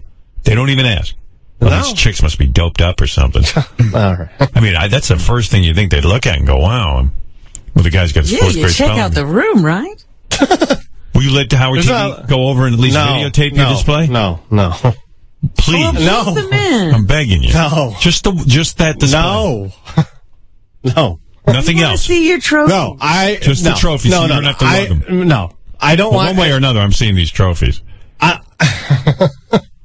Do chicks ever like accidentally go like, "Hey, I want to meet your son"? Maybe I'll take a picture of them, but that's all I want to do. Do chicks ever say, "Hey, I want to meet your son"? Obviously, you're proud of him. You got all his trophies. All right. No. I'm just telling you, man. If you want to sort of look, it's fine that you're proud of that stuff and baseball and all that. It's not necessarily proud. It's just what I've done with the trophies since proud. Today, I'm the luckiest man. On the face of the earth. It was the best time of my life. It was the best of times. It was the worst of times. And now I play fancy football. I have one T-ball trophy, but I don't talk about that. Are they all intact, JD? Because usually these things fall apart. They do fall apart. I remember I mean, they're plastic. My writing award fell apart. There was a giant fireman with one of those stone, but it's not even stone. Right, like a fake stone plastic face. Oh, if I only had that, I could put it in my bedroom. Display it like JD. I won't grow up. I don't want to go. Golden rule. If growing up is one but it's my dignity tree. I'll never grow up. Not JD. You gotta lose those trophies. All right. I'm keeping it. Fuck you. I'm telling you, dude, that ain't the right look for you. You gotta sophisticate it up a little. Well, all right. I'm just thinking. Well, maybe you're right, though. Maybe I'm wrong to make fun of that. I don't know. Like, you're supposed to be in touch with your past, I guess. I'm just trying to think this through for you, because you're clearly not thinking straight. I'm thinking like a whole makeover of that room, that bedroom. Like, make it a real grown-up, like a bachelor pad. It's not. No, have your it's not that colognes big. Displayed and colognes, whatever. I don't know. What do you got? What else you got in that bedroom? Like, what happens when that must look like a fucking House of Horrors. Maybe you should put some guns on the wall. It's not a pretty. Here's my trophies, and over here's a pit where I'm going to skin you alive. Have you ever seen Silence of the Lambs, Buffalo Bill? It's not quite like that's that. me. See, over here is where I push you in and drug you. No, right next to my trophies. There's no space for any of that anyway. The space for a Silence of the Lambs style dungeon. I would put one in, but in New York, real estate very expensive. Nah, man, I'm telling you, that scares chicks off. Have you ever had a chick run out of that room? No, I barely have them coming in. Wow. They can't run when I chloroform them. I want to know what else is in that room. Any posters or artwork? No, just a poster of the subway system. All right. What? Oh, you mean like tells you where to go? A map? Yeah. All right. This is where I got mugged. This is where my iPod got stolen. Circles it. Famous sites. Is it framed or just like tacked to the wall? No, it's just tacked to the wall. Oh my God! Look over there. Why did you do that? Because when I first moved to New York... Because the mice eat it when I put it on the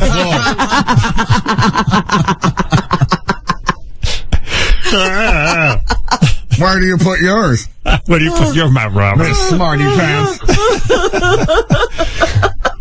Sorry, I need a subway map, Robin. Well, maybe put that in a drawer so it's not artwork. Yeah, do you have to mount it? There's no drawer. You don't have I don't even have a closet in my... You don't? No. What are you talking about? It's just a room. Who has the closet? Your roommate? No, well, kind of. Where are your clothes? They're hanging up on somewhere. The floor. But on a pole line? Yeah, sort of. I mean, yeah, but Where do you put, like, your underwear? Huh? Where's your underwear? It's... What? Is it in a box? It's on a shelf with the socks and... Next to the trophies. Why have trophies if you have no room for underwear and socks? I mean, get rid of those fucking trophies and put some... So, like, your underwear and socks is out in the open, huh? Can you get, like, a... can't you buy, like, a... I mean, I could buy a dresser, but... Yeah, not even... Get a dresser, and then they have, like, these big hutches, you know? Like a... What do you call that, Robin? Like, it looks like a fucking... Right, it has a display area and some drawers below is what you're talking about, right? Drawers, and then, like, maybe, like, a hanging closet, like a portable one. Instead of all that stupid trophies.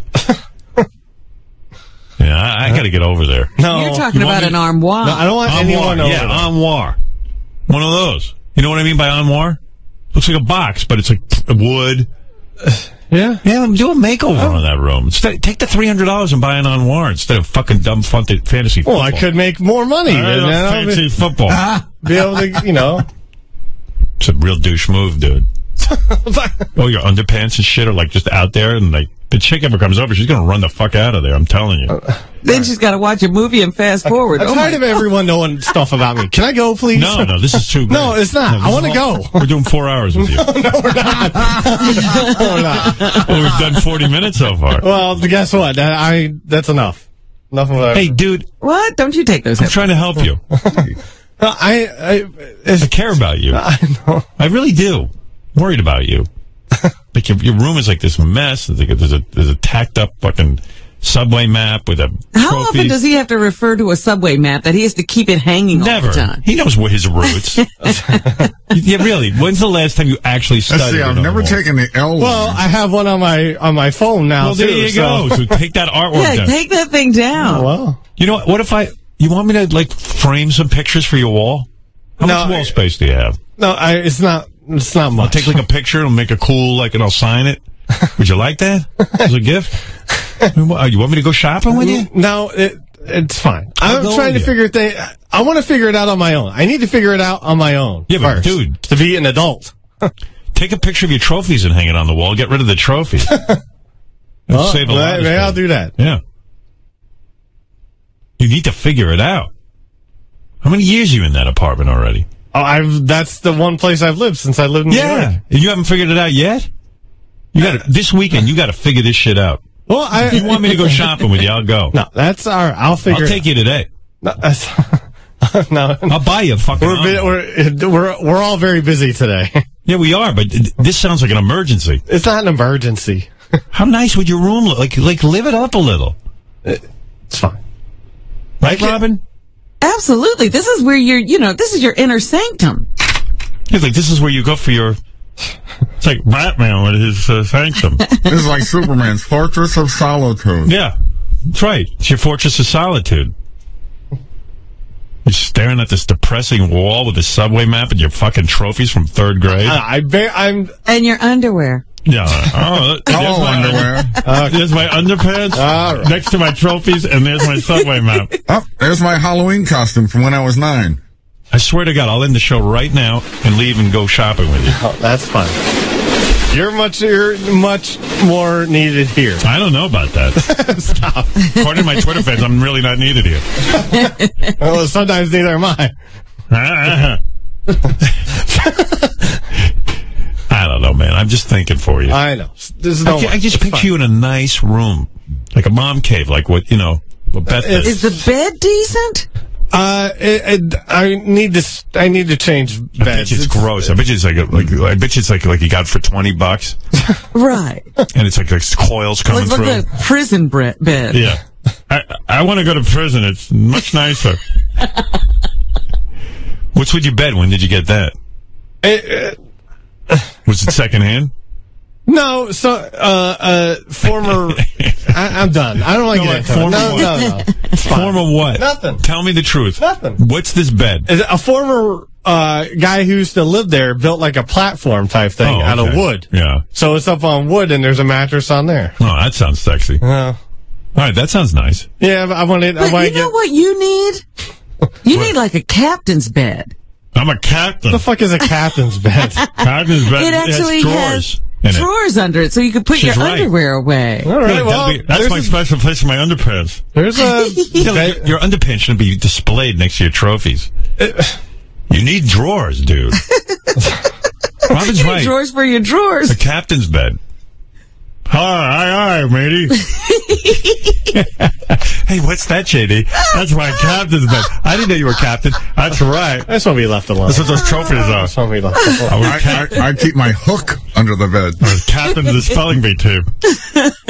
Maybe when you get your captain's bed, you get an eye patch too, and a parrot. This here drawer is my clean underwear, and this drawer is for my stained underwear. I don't like to confuse them. Now, you need help with this fucking house of yours. I mean, what apartment of yours? Room. It's your only room, dude. It's a mess. You need help. I'm fine. I'm helping you. No, you're my project. I don't know. I don't want a project. I'm going to get you. I want to be left alone. Is what I want. No, you don't. Yes, I do. We left you alone, and look what happened. Well, I want to be left alone more. I'm figuring it out. You're not figuring it out. You're not putting any energy into this, and it's depressing. I mean, come on. Yes, Brian. What are your thoughts? Hey now, good morning, guys. Hey now. Yeah, I hate to be a dick. I love JD on the air. I think he's smooth and articulate. But are those trophies for eating? Because, my God, what happened to you, man? I'm the same fucking way I've been for 2 years, dipshit. He's not that heavy. No, I've been watching you on Howard TV, and when you took your shirt off with Tabitha Stevens. Well, that's the first time I've taken my shirt off in forever. So looks like you might have knocked off some weight anyway. Did you? I don't know. I think you're great. I'm sorry. I don't okay. Yeah, obviously. You don't weigh yourself ever? I mean, I weighed myself yesterday. 205. How tall are you? 5'10". That's a little, 5'9", 5'10". You could lose 20. Well, I know I could lose more than that, probably. You don't look bad, though. You're not sloppy. Is he sloppy, Robin? No, he wears a nice big shirt. Thanks. There's no room for it in the apartment, though. My bowling trophies, if I move those, not bowling, what do you do? Spelling bee trophies. Spelling bee. Yeah. That's right. Scott has the bowling trophy. My winning word was ovarian. O-V-A. Is that true? No. What was your winning word? Do you remember? I don't remember the winning word from the elementary school, but in the city competition, I lost to implausible. Implausible? Yes. You probably lost it because you don't know how to say it. It's not implausible. It's implausible. Well, I said... how'd you spell implausible? You should know that. I think it was A-M-P-L-A-U-S. A-M, you said. Huh? A-M. Oh, you said A-M. No, whatever. I meant I-M. That's why you lost. Well, yeah. That's what happened, yeah. A-M. I-M and said A-M. Implausible. I say implausible. You say implausible. Did you cry when you lost? No. A lot of these kids break down. It's great. No, I mean, it sucked, but, Yeah. What am I going to do? Well, when you spell implausible and you say it wrong and then you use an A. Did JD do that stuff where he'd say, could you use it in a sentence and give me the definition? I says, what? I mean, I did that a little bit. Do you have sense? No, sense. You didn't ask for the sentence and then I mean, I did that a little bit, but that didn't really help. I didn't really use it. I'm actually thinking of hiring an English teacher for myself. My punctuation is awful. I missed a huge chunk of my education. But I'm telling you, getting laid purposes, if you get a hot chick up in that apartment and they take one look at that room with the trophies and your underpants up on that shelf, they're out the door. And you're going to blow it. Here's what you got to do. I'll give you the checklist. And if you want me to go with you, I'll go with you. You get yourself chest of drawers, an armoire, as Robin calls it. Like it looks like a big thing you hang stuff in. Could you use that in a sentence? A-N, whatever. I don't know. Maybe it's E-N. How is that, Robin? It's A-M. A-M. Armoire. Wait a minute. Armoire is A-R-M. Is it? I don't even know how you spell After it. that, is it O-I-R... O-I-R-E. I give up. But seriously, captain's bed ain't a bad idea. And then, like, you have the drawers in there. You know, you need places to put But things. if he's having a chest of drawers and an armoire, he probably doesn't need a captain's bed. And one nice picture that sort of says who JD is. Like maybe like Johnny Cash giving the finger. You know what I mean? Like you're all angry and shit. Chicks will think you're dark. I don't know if I'm all angry. No, you should be. If you're not, you have every right to be. I mean, I do have anger sometimes, but you know. But I'm saying, like, one picture that says who JD is. All right. Wait till those chicks get in that captain's bed. I can't believe your underpants are underneath us. It's sewed together, JD. Oh, my God. Yeah, if this captain bed's a rocking, that means I'm jerking off. If captain's bed, that's the move. I will research captain's beds. But don't get a captain's hat. No. That's not a good look for you. No. All right. Crazy. All right. Can I go now, please? Enough of me. You're going to get one of those race car beds. Based on what's in your room, make it like a little kid's room. I want a pace car bed. Yeah, this is a cool bed. It's wooden, and it's painted like a race car. There's a checkered flag. You got to fucking, like, make that room cool. But also workable. No, I know. You need a workable space. Just because, you know, you won those trophies doesn't mean they have to always be displayed. Yeah. Maybe it's best we put those away. I'm just saying. All right. You're 32 fucking years old and you got your 4th grade spelling bee championship. And you got your... It says to a chick, this guy's best years were in Little League. Yeah. Yeah. I'm thinking chicks here. I'm thinking like future. I'm thinking like a relationship. And the day that happens, man, you're going to blow it when they see that fucking room. They're going to head for the hills. I really dug this guy. And then I went in his room. Then you'll be a story for the rest of their lives. I go in this guy's room, and his underpants and his 4th grade trophies are on his and I go, this guy's going nowhere. You blew it! And his artwork is a fucking subway map. And he's not even on the subway that much. Like I thought he was retarded. You know what I mean? This is the same route I take every day. I know. I'll hang a map on my wall in case I change my route. Well, it's a long route. Yeah, I'll put the map in a drawer and get a desk. And you should have like a little cool desk area. Dude, how big do you think my room is? I'm telling you. This is where I created the David Letterman Get Shot by Howard bit. How many square feet is your room? I mean, it's probably... What's it the size of? The green room? It's got to be bigger than that. It's not much bigger. Oh, really? You know, keep it the way it is. There's no point. Just don't even try. I don't know what you were thinking. I don't know. I thought it was bigger than that. No. I mean, one room you got. It's the size of the green room. I have a decent, I have a decent sized living room, but yeah, the bedroom is a little small. Wow. You have nowhere to put your shit. It's crazy. Yeah, I know. Why don't you move further out? Get out of the city. Go to Queens. You'd probably get a better place. I mean, there. What? I don't know. Listen, I've looked, and a lot of places are, I can't really afford at the moment. But something. I'm. All right. Okay. It's a whole story. All right. Thank you. I'll see you at the meeting later. Great. All right. Sad, right, Robin? Yeah, Stop. he really All right, move ought to do better for himself. Yeah. $300 on fantasy football. Yeah. Hey! All right, you're done. You can leave. Oh, thank you. Now I'm done. I'm done helping you. The whole room could have been done for $300. By the way, thank me for helping you. That would be nice. Thank you. All right, you're welcome. Oh, hello.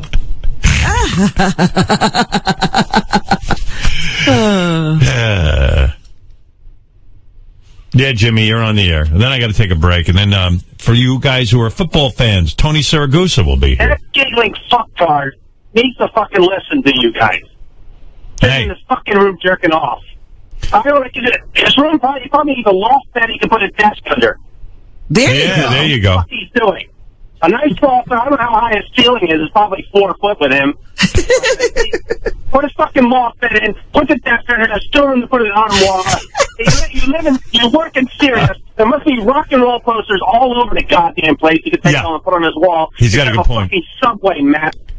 Jimmy, you're so right. You know, we get all this free, like, artwork and stuff. Yeah. He could take any of it. He could paper an entire wall and live like an indie rock star. People walk in and think, oh, this is fucking Kurt Cobain's room. Right. Yeah, he needs like an attitude in there. I can get that fucking guy laid in the one night with me. I can get that fucking guy laid, and I'm not even that fucking good looking. He's an idiot. All right, Jimmy. Get the fucking marbles out of his fucking mouth too. You know what, Jimmy? A little tough love is a good thing. Thank you. I love you, Howard. Thanks, Jimmy. Fuck. Jimmy's coming on strong, but I think JD needs it. I think Jimmy's the kind of guy JD needs in his life. Yeah, because he's got a good idea with that loft bed with the desk area. Yeah, get a fucking loft bed. Fucking loser. I bet you Jimmy has a very cool bedroom.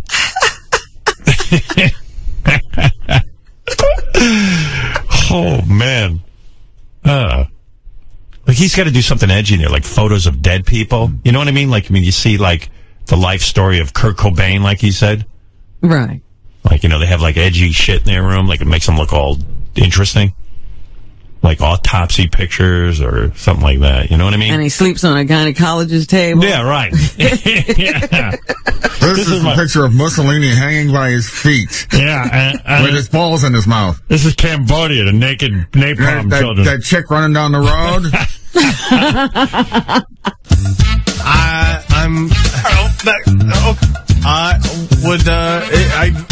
Then go. He's got a mush.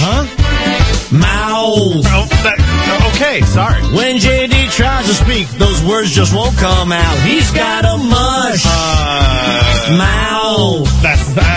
When he opens his mouth, shit comes out. What the fuck is he talking about? He's got a mush. I just mouth. This is how I talk. He's a chubby nerd, and his words sound like a bunch of turds. From the Today Show. During your 16 years of investigative training, you had a high security clearances. How difficult was it to perceive what somebody's body language would mean? So it's all about baselining, and what is someone's baseline? And you're looking for when someone deviates from that baseline. Mm-hmm. So for instance, you have Woody Allen, right? So Woody Allen is a neurotic kind of a guy, right? His hands tend to be in his pockets. Right. He's very small. And then you have someone like Howard Stern. Howard Stern tends to take up more space. He's very relaxed. Look at him. This is his norm. This is his baseline. If all of a sudden Howard Stern started playing with his cuticles or buried his hands in his pockets and looked more like Woody Allen, that would say to me as a law enforcement officer, there's more to the story here. Howard Stern Show.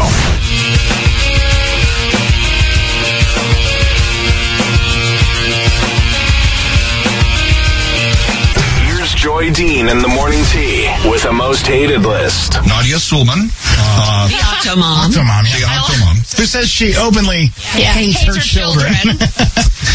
Paris Hilton. Mm-hmm. O.J. Simpson. Sure. Okay. Howard Stern is on the list. No surprise there. Well, that satellite radio gig's working out well, isn't it? He's on a hated list. That's awesome. The Howard Stern Show.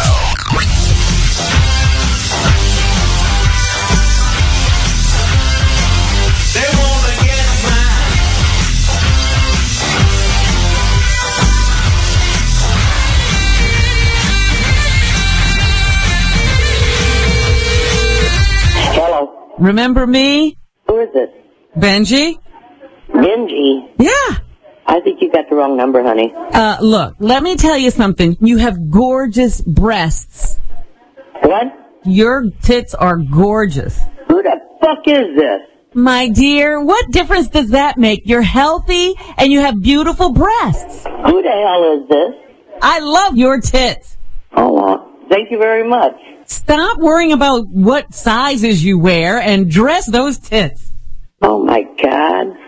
Are you high? I don't even know no Benji. Uh-huh. But thank you for thinking my tits are beautiful. I'm in love with your tits. You're in love with my tits? Yeah. Well, you know what? Thank you so much. What do you want boobs for? You want men to want your boobs? Well, frankly, I don't give a shit about men. They're just hanging here going to the waist. If I had breasts like that, I never would have touched them. Really? Yeah. Well, Benji, you know what? Thank you so much for the compliment about my pretty titties, but frankly, I ain't in the mood today, Benj. I'm going to tell you, you have got the boobs that every woman wants. Well, I know I was blessed with the boobs that every woman wants, but I don't know who the hell you are. I'm in love with your tits. You're in love with my tits? Yeah. Well, I'm sorry I can't take them off and send them to you, but... My breasts were ugly. My nipples were below my breasts. Oh, well, mine are pretty. They kind of stand up to attention. I didn't have beautiful breasts before. My breasts now look like your breasts. Oh, would you have a tit job? That's what I'm saying. How do you know what my tits look like? You're healthy and you have beautiful breasts. Well, thank you so much, but you must be high because I don't know no bitch. I love your tits. Well, now you can love your own tits since you had a tit job. Whoa! I love my breasts. Your tits are gorgeous. Oh, my God, Benji, thank you so much, but I gotta go. What? Are you tied up right now? I will talk to you later, Ben. I'm going to say this one more time. I'm in love with your tits. Okay. She has perfect tits.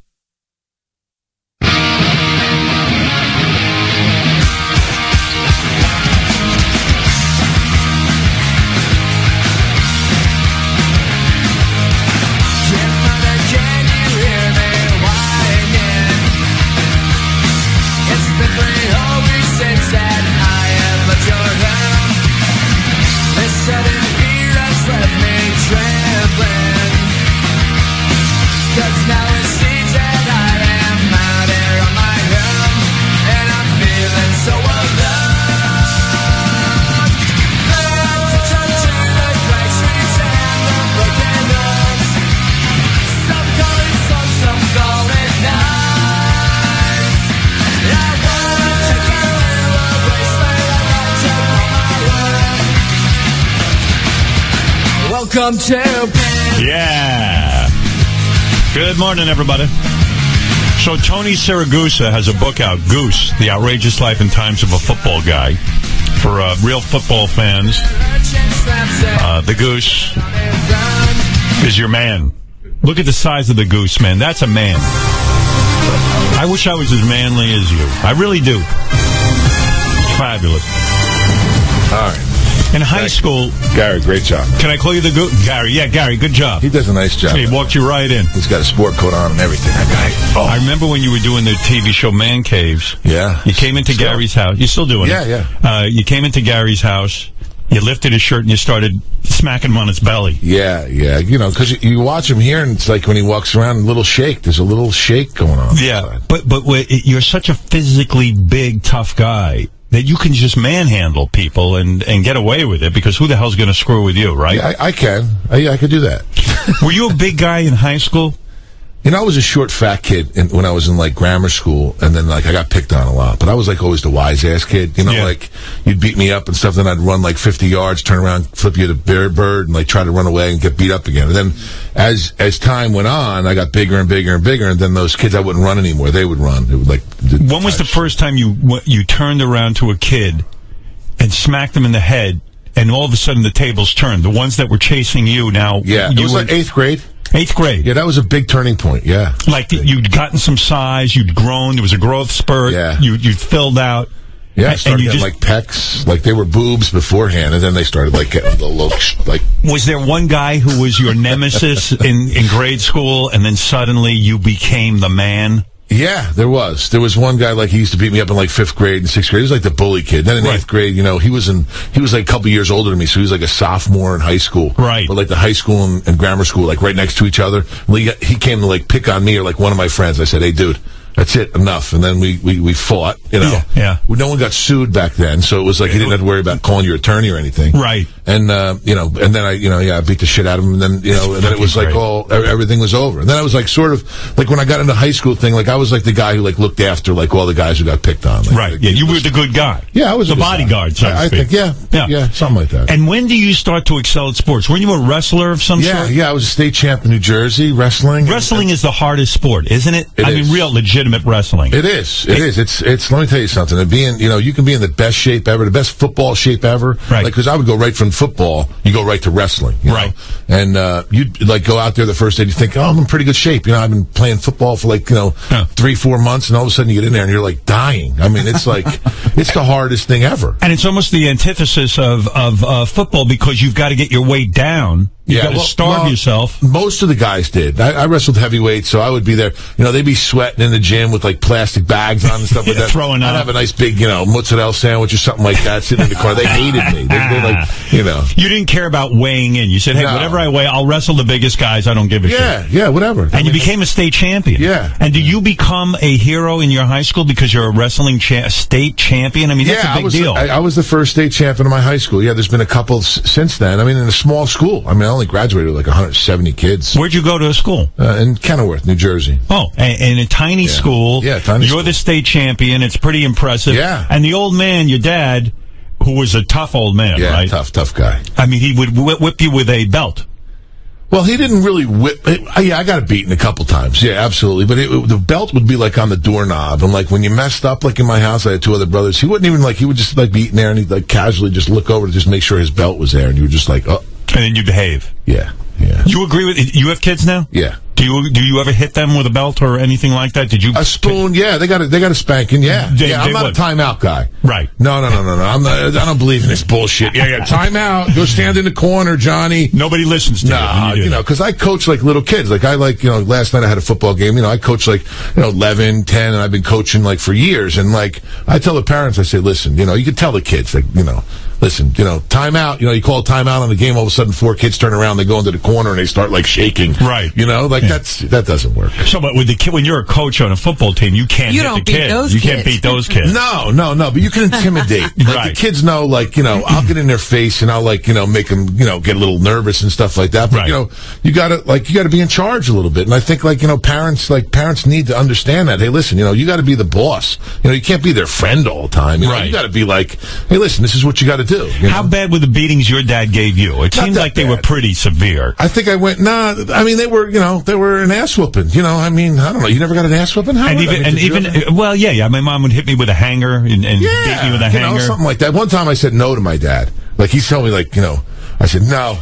And he like sort of looked at me, and I took off. I ran up the stairs. He came right up after me, and I slammed the door closed and locked it. And his arm came right through the door. Boom! And, you know, like sort of like a Freddy Krueger, like he's looking around, like trying to, like, you know, there's big holes in the door. I'm like, oh! I'm like screaming, and I'm on the second floor, and I'm like, how do I get out of here? There's like no way.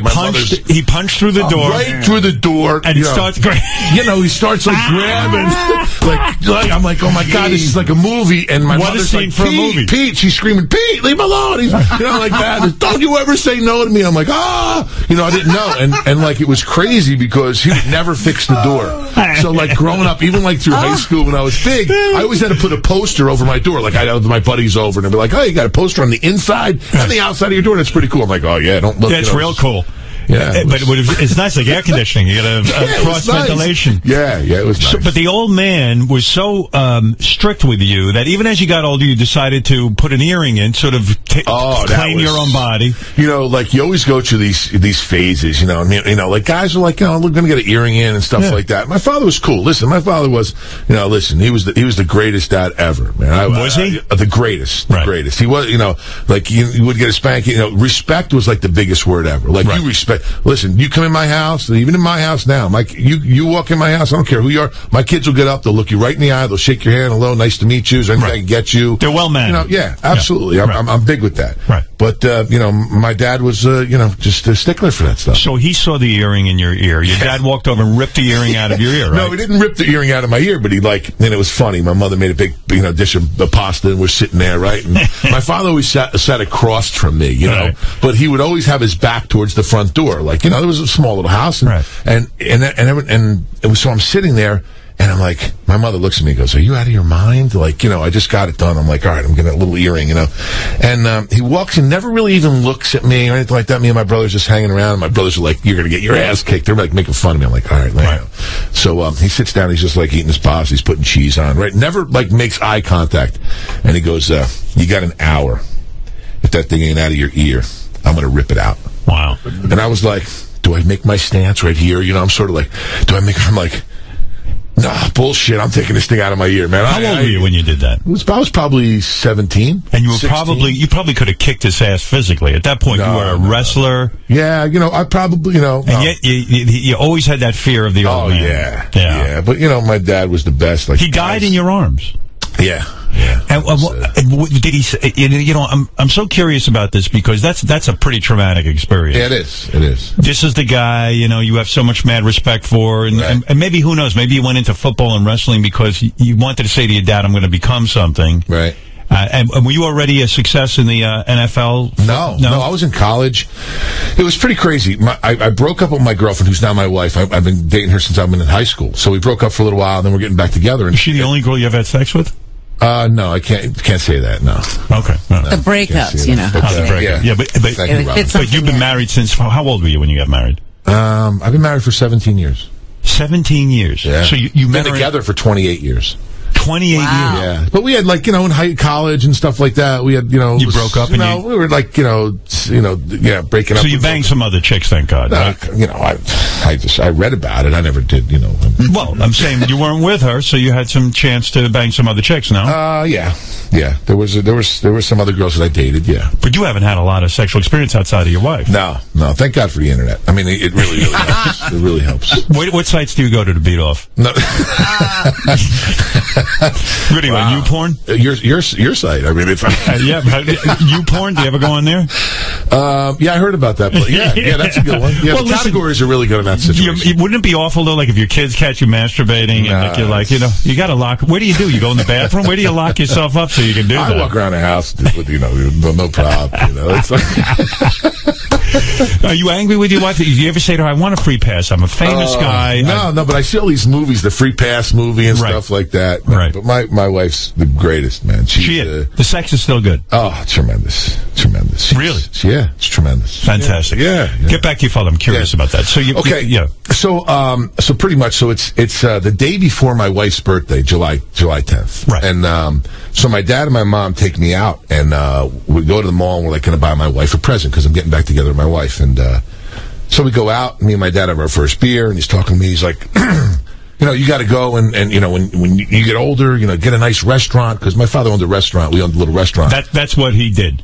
No, he actually he was a tool and die maker. He made like little pieces for engines and stuff like that. And then he drove a concrete truck. He drove a limousine. He did a couple. And yet he was able to parlay that into owning a restaurant. Yeah, and then decided we were going to have a restaurant. Then he didn't have health insurance, and he had a heart attack. And a lot of the money that we made, went towards that. But it was he's a struggler. He worked his butt off all the time. How old was he when he died? 48. Oh my God. Yeah. So heart attack? Yeah, heart attack, massive heart attack. Do you worry about that?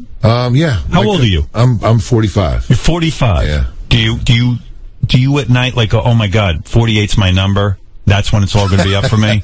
Like it's going to happen to my dad. You know what? I really like since I was 21 when my dad passed away. Never ever like every day since then. I'm just like the best day ever, man. It doesn't really matter. If I die tomorrow, I told my wife, just put a smile on my face, put a little Sinatra on. Let's go. You don't worry about your. Do you have older brothers? Yeah, I have an older brother and a younger brother. You don't worry about. And they've passed that age?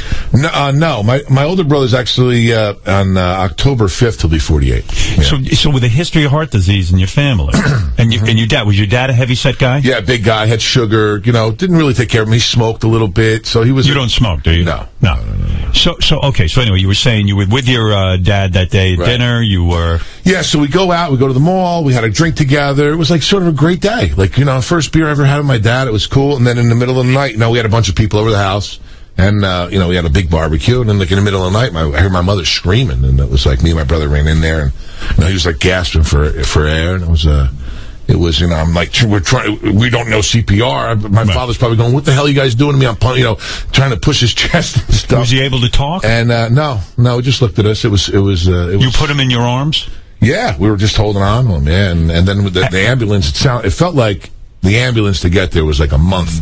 But it was, we're just like, oh my God, like, when's he going to get here? And then, but he looked up at you. Yeah. And you connected with your eyes to each other. Yeah. Wow. Crazy. Yeah, it was. And did you see the life pass out of him? Yeah, sort of. I knew, like, he took a last get, and it was like, I'm like, 48 years old. Yeah, it was crazy.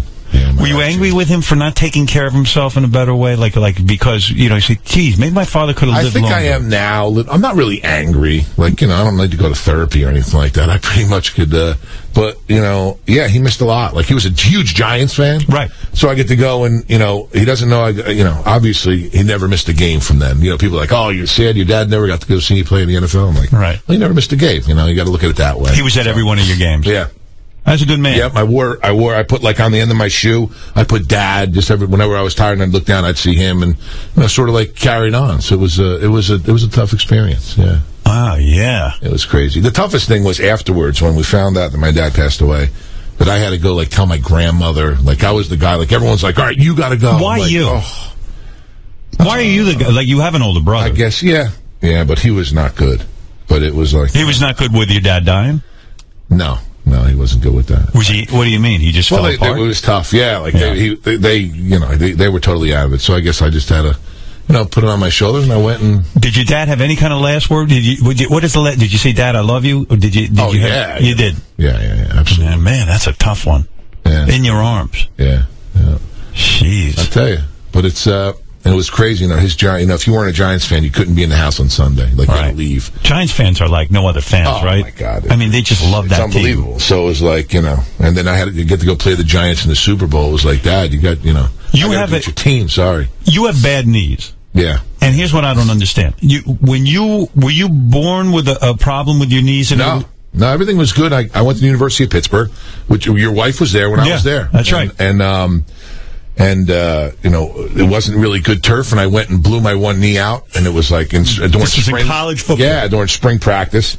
That's horrible. And so then I rehabbed that knee. Buddy Morris, who was the strength coach, really, I rehabbed my knee for a year, and then we came back. And then I would play Boston College, and I'd go to trip a guy, and I'd blow my other knee out, and I get that one reconstructed. You got like a dead guy's ligament. Yeah, I have an allograft, which is actually a cadaver's ligament. But usually they take like a small ligament. And Freddie Fu at the University of Pittsburgh, who was like unbelievable, he actually got an Achilles tendon. So I got like a huge cadaver ligament in my knee and like 6 screws. Does that freak you out? That you have a dead guy's ligament in your knee? Like I don't know. Because right around that time, like that AIDS thing was out, and all that stuff, and I'm like, man, I hope this guy, wasn't around freaking hookers. You know what I'm saying? Right. What a way to go. What kind of dead guy was this? Did you ever find out who the guy was? No, they don't really tell you or anything like that. It is strange. It's a strange concept. Yet, how brilliant that they can do that. It's unbelievable. It's unbelievable. And because it gave you back a career. Yep. Were NFL teams hesitant to draft you because your knees? These scouts know everything. Yeah. They're like, hey, this fucking guy, he's had 2 operations. He's got a dead guy's ligament in there. Were they like ready to give up on you? So that's what happens. I go to the combine in Indianapolis, and they run you through everything. It's like it's really the most humiliating thing ever. They put you in your underwear and you're standing up, and they see how high you can jump and run in. And everyone's like, you do whatever they say. They're like, all right, turn around, like spread your butt. You do anything. Like it's like, all right, these guys must know what they're talking about. They take pictures of you. Yeah. Like it should be illegal. Right. I see this shit almost, 10 years later, I'm like, these people were taking pictures of me in my underwear. Like, this is, It's almost like pedophilia or something. What is going on here? This is weird. So, but, we go out there, and then the doctors are all, checking my knee and pulling. I go, yeah, I got no ligament in my left knee. I'm ACL deficient, and my right knee's all reconstructed. I said, So draft time was coming around, and it was like, he's rated high. I'm ranked like 1 or 2, and maybe first, second round, third round, go get drafted. And I was just like pissed off, and that's when the draft. Now the draft is 7. I don't know if you know the draft now is 7 rounds. Back then it was 12 rounds. Of course I know that. What do you think, I'm a girl? No, I'm just saying. I mean, it's like I just found this out a couple weeks ago. But it's like so I was like hanging around, and my mother, Italian, had little pastries and food and everything, and everybody's over there. We're all sitting around waiting for me to get drafted, and and it's just going by and going by, and I'm like, now I'm just like, what the hell is going on, And because had you been assured you were going to get drafted? No, well, you're never assured. Right. You're like, hey, listen, man, I'm better than this guy. I'll kill this guy. And you were a great college player, right? I mean, you had a good, I had a great career at Pitt. I was, and it was like, I can't believe this. So I just went golfing somewhere, like down in Newark somewhere. So you didn't get drafted? No, I didn't get drafted. And then my brothers were more pissed off than me, and that's what really made me pissed. Were you in a panic? Because I'm sure that was your plan for making money. I never was in a panic. I focused in, and I would like. For Did you have a game plan? Like, what would you have done for a living if you didn't get into the NFL? My family was in construction. I would have done something. I really didn't have a plan. This would have been a very different life. Yeah, I mean, like, did you know that you were going to be right here, like when you were a little kid? Yeah. Think you did. Yeah. Okay. I was 5. I knew I'd be doing that. No, but you know what? You're absolutely right. Yeah, I had no clue. You didn't know you'd make a lot of money. No, I thought I'd be like making $96 a week the rest of my life. I've been driving a limo like my dad or something. Right. I don't know what I'm going to be doing. So it was weird. It was like, but it is a real come down in your life when somebody. Like, you're so focused on football. You've played in college. Right. You've had accolades through, the roof, sports-wise. And all of a sudden, now you're in a universe where no one's even picking you for a team. One team called me, Buddy Ryan was at the Eagles. And the Eagles back then had, like, an unbelievable defense. Like, I mean, there's no way you're going to play if you go there. So they're, like, bringing me in as, like, a dummy. And I'm like, no, I'm not going there. So I sat down with my brothers, and we said, all right, listen, let's look and see. And I talked to my agent a little bit, and I'm like, all right. This guy went here. This one. I looked and said, how about Indianapolis? I mean, let's go there. And I'm like, I don't even know where the hell Indianapolis was. Right. I'm from New Jersey. I thought I was going to Maryland. I thought it was Annapolis. I didn't know where the hell Indianapolis was. The Midwest. I mean, I had no clue what's going on. So I'm like, I said, listen, I told my agent, I said, listen, you just get me a tryout on the team. That's all I need you to do. And then just step away.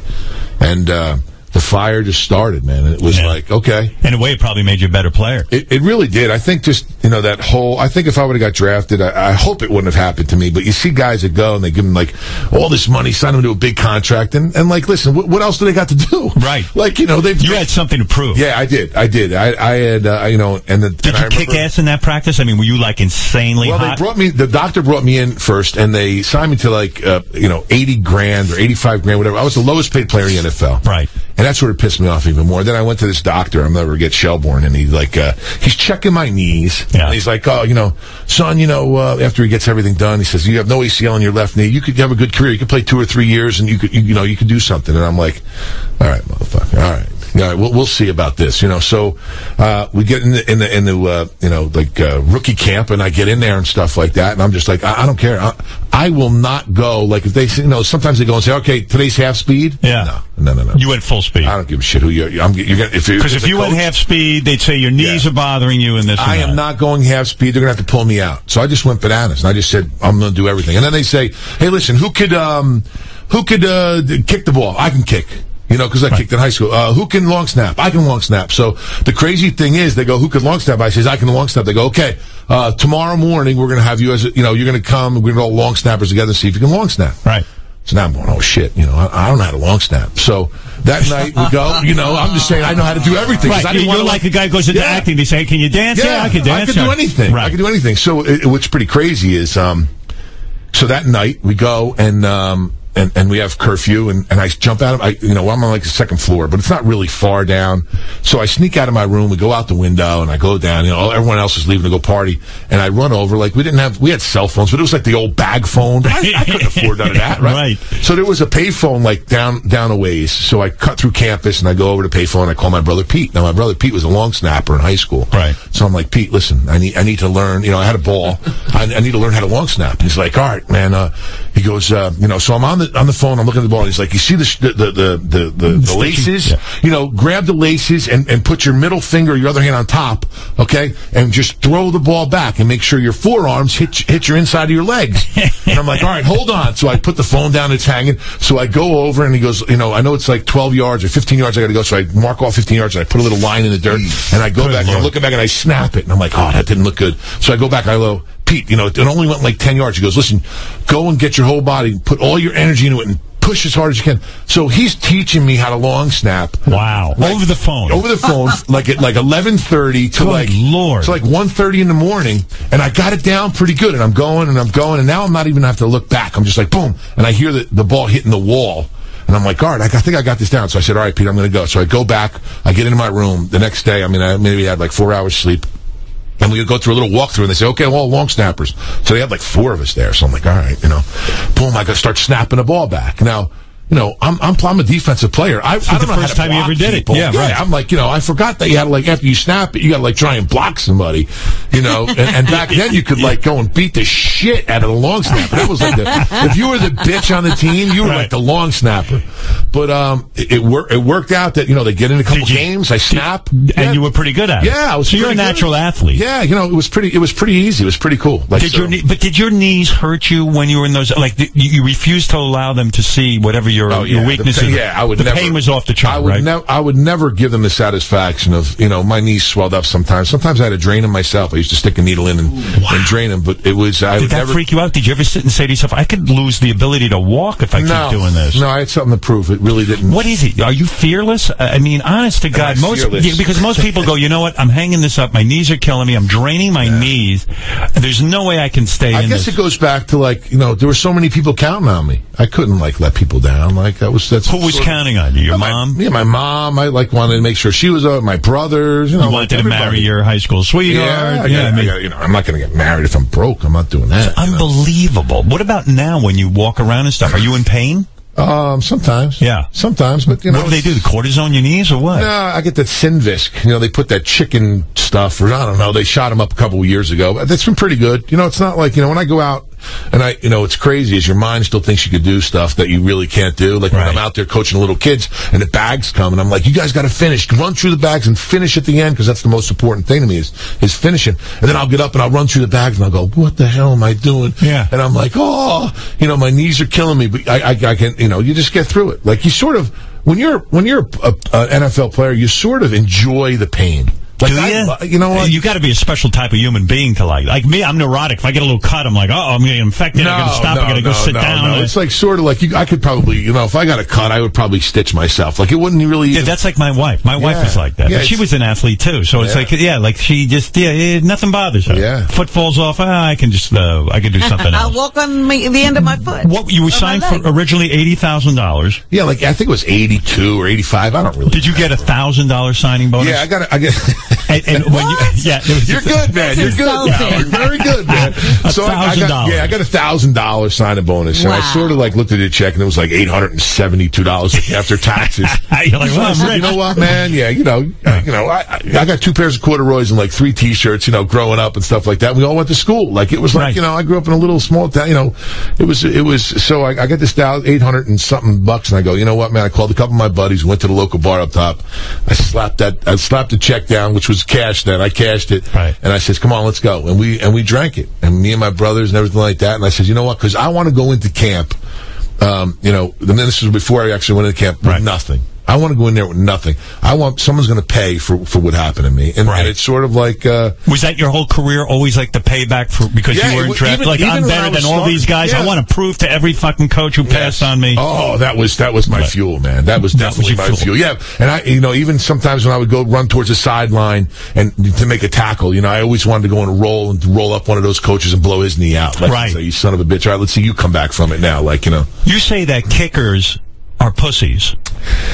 Yeah, well, you know what? I don't know if I sort of have a different look at them now, but when I played, it was like, it was aggravating because, you'd be out there busting your ass. It's not like football now. Football is, when I played, it's completely different. Now it's like, we're only allowed out there 2 hours. Like the collective bargaining agrement now that they may come up with, it's like, this is like, easy, this is like Disneyland. But is it really?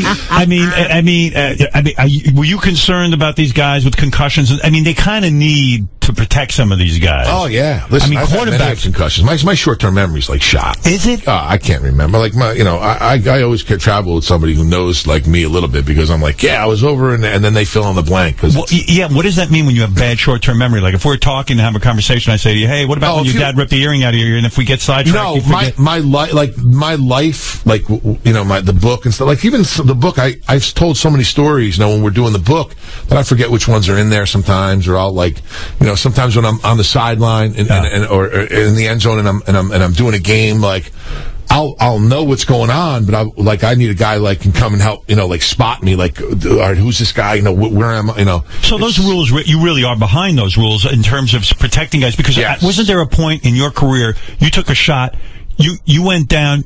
You lost the ability, I think, to walk for a while. Like it was a spinal injury, right? You want to hear this story? Yeah. Is it crazy? It starts at a different point. So, we're playing the Washington Redskins, okay? Right. And the kicker's in here too.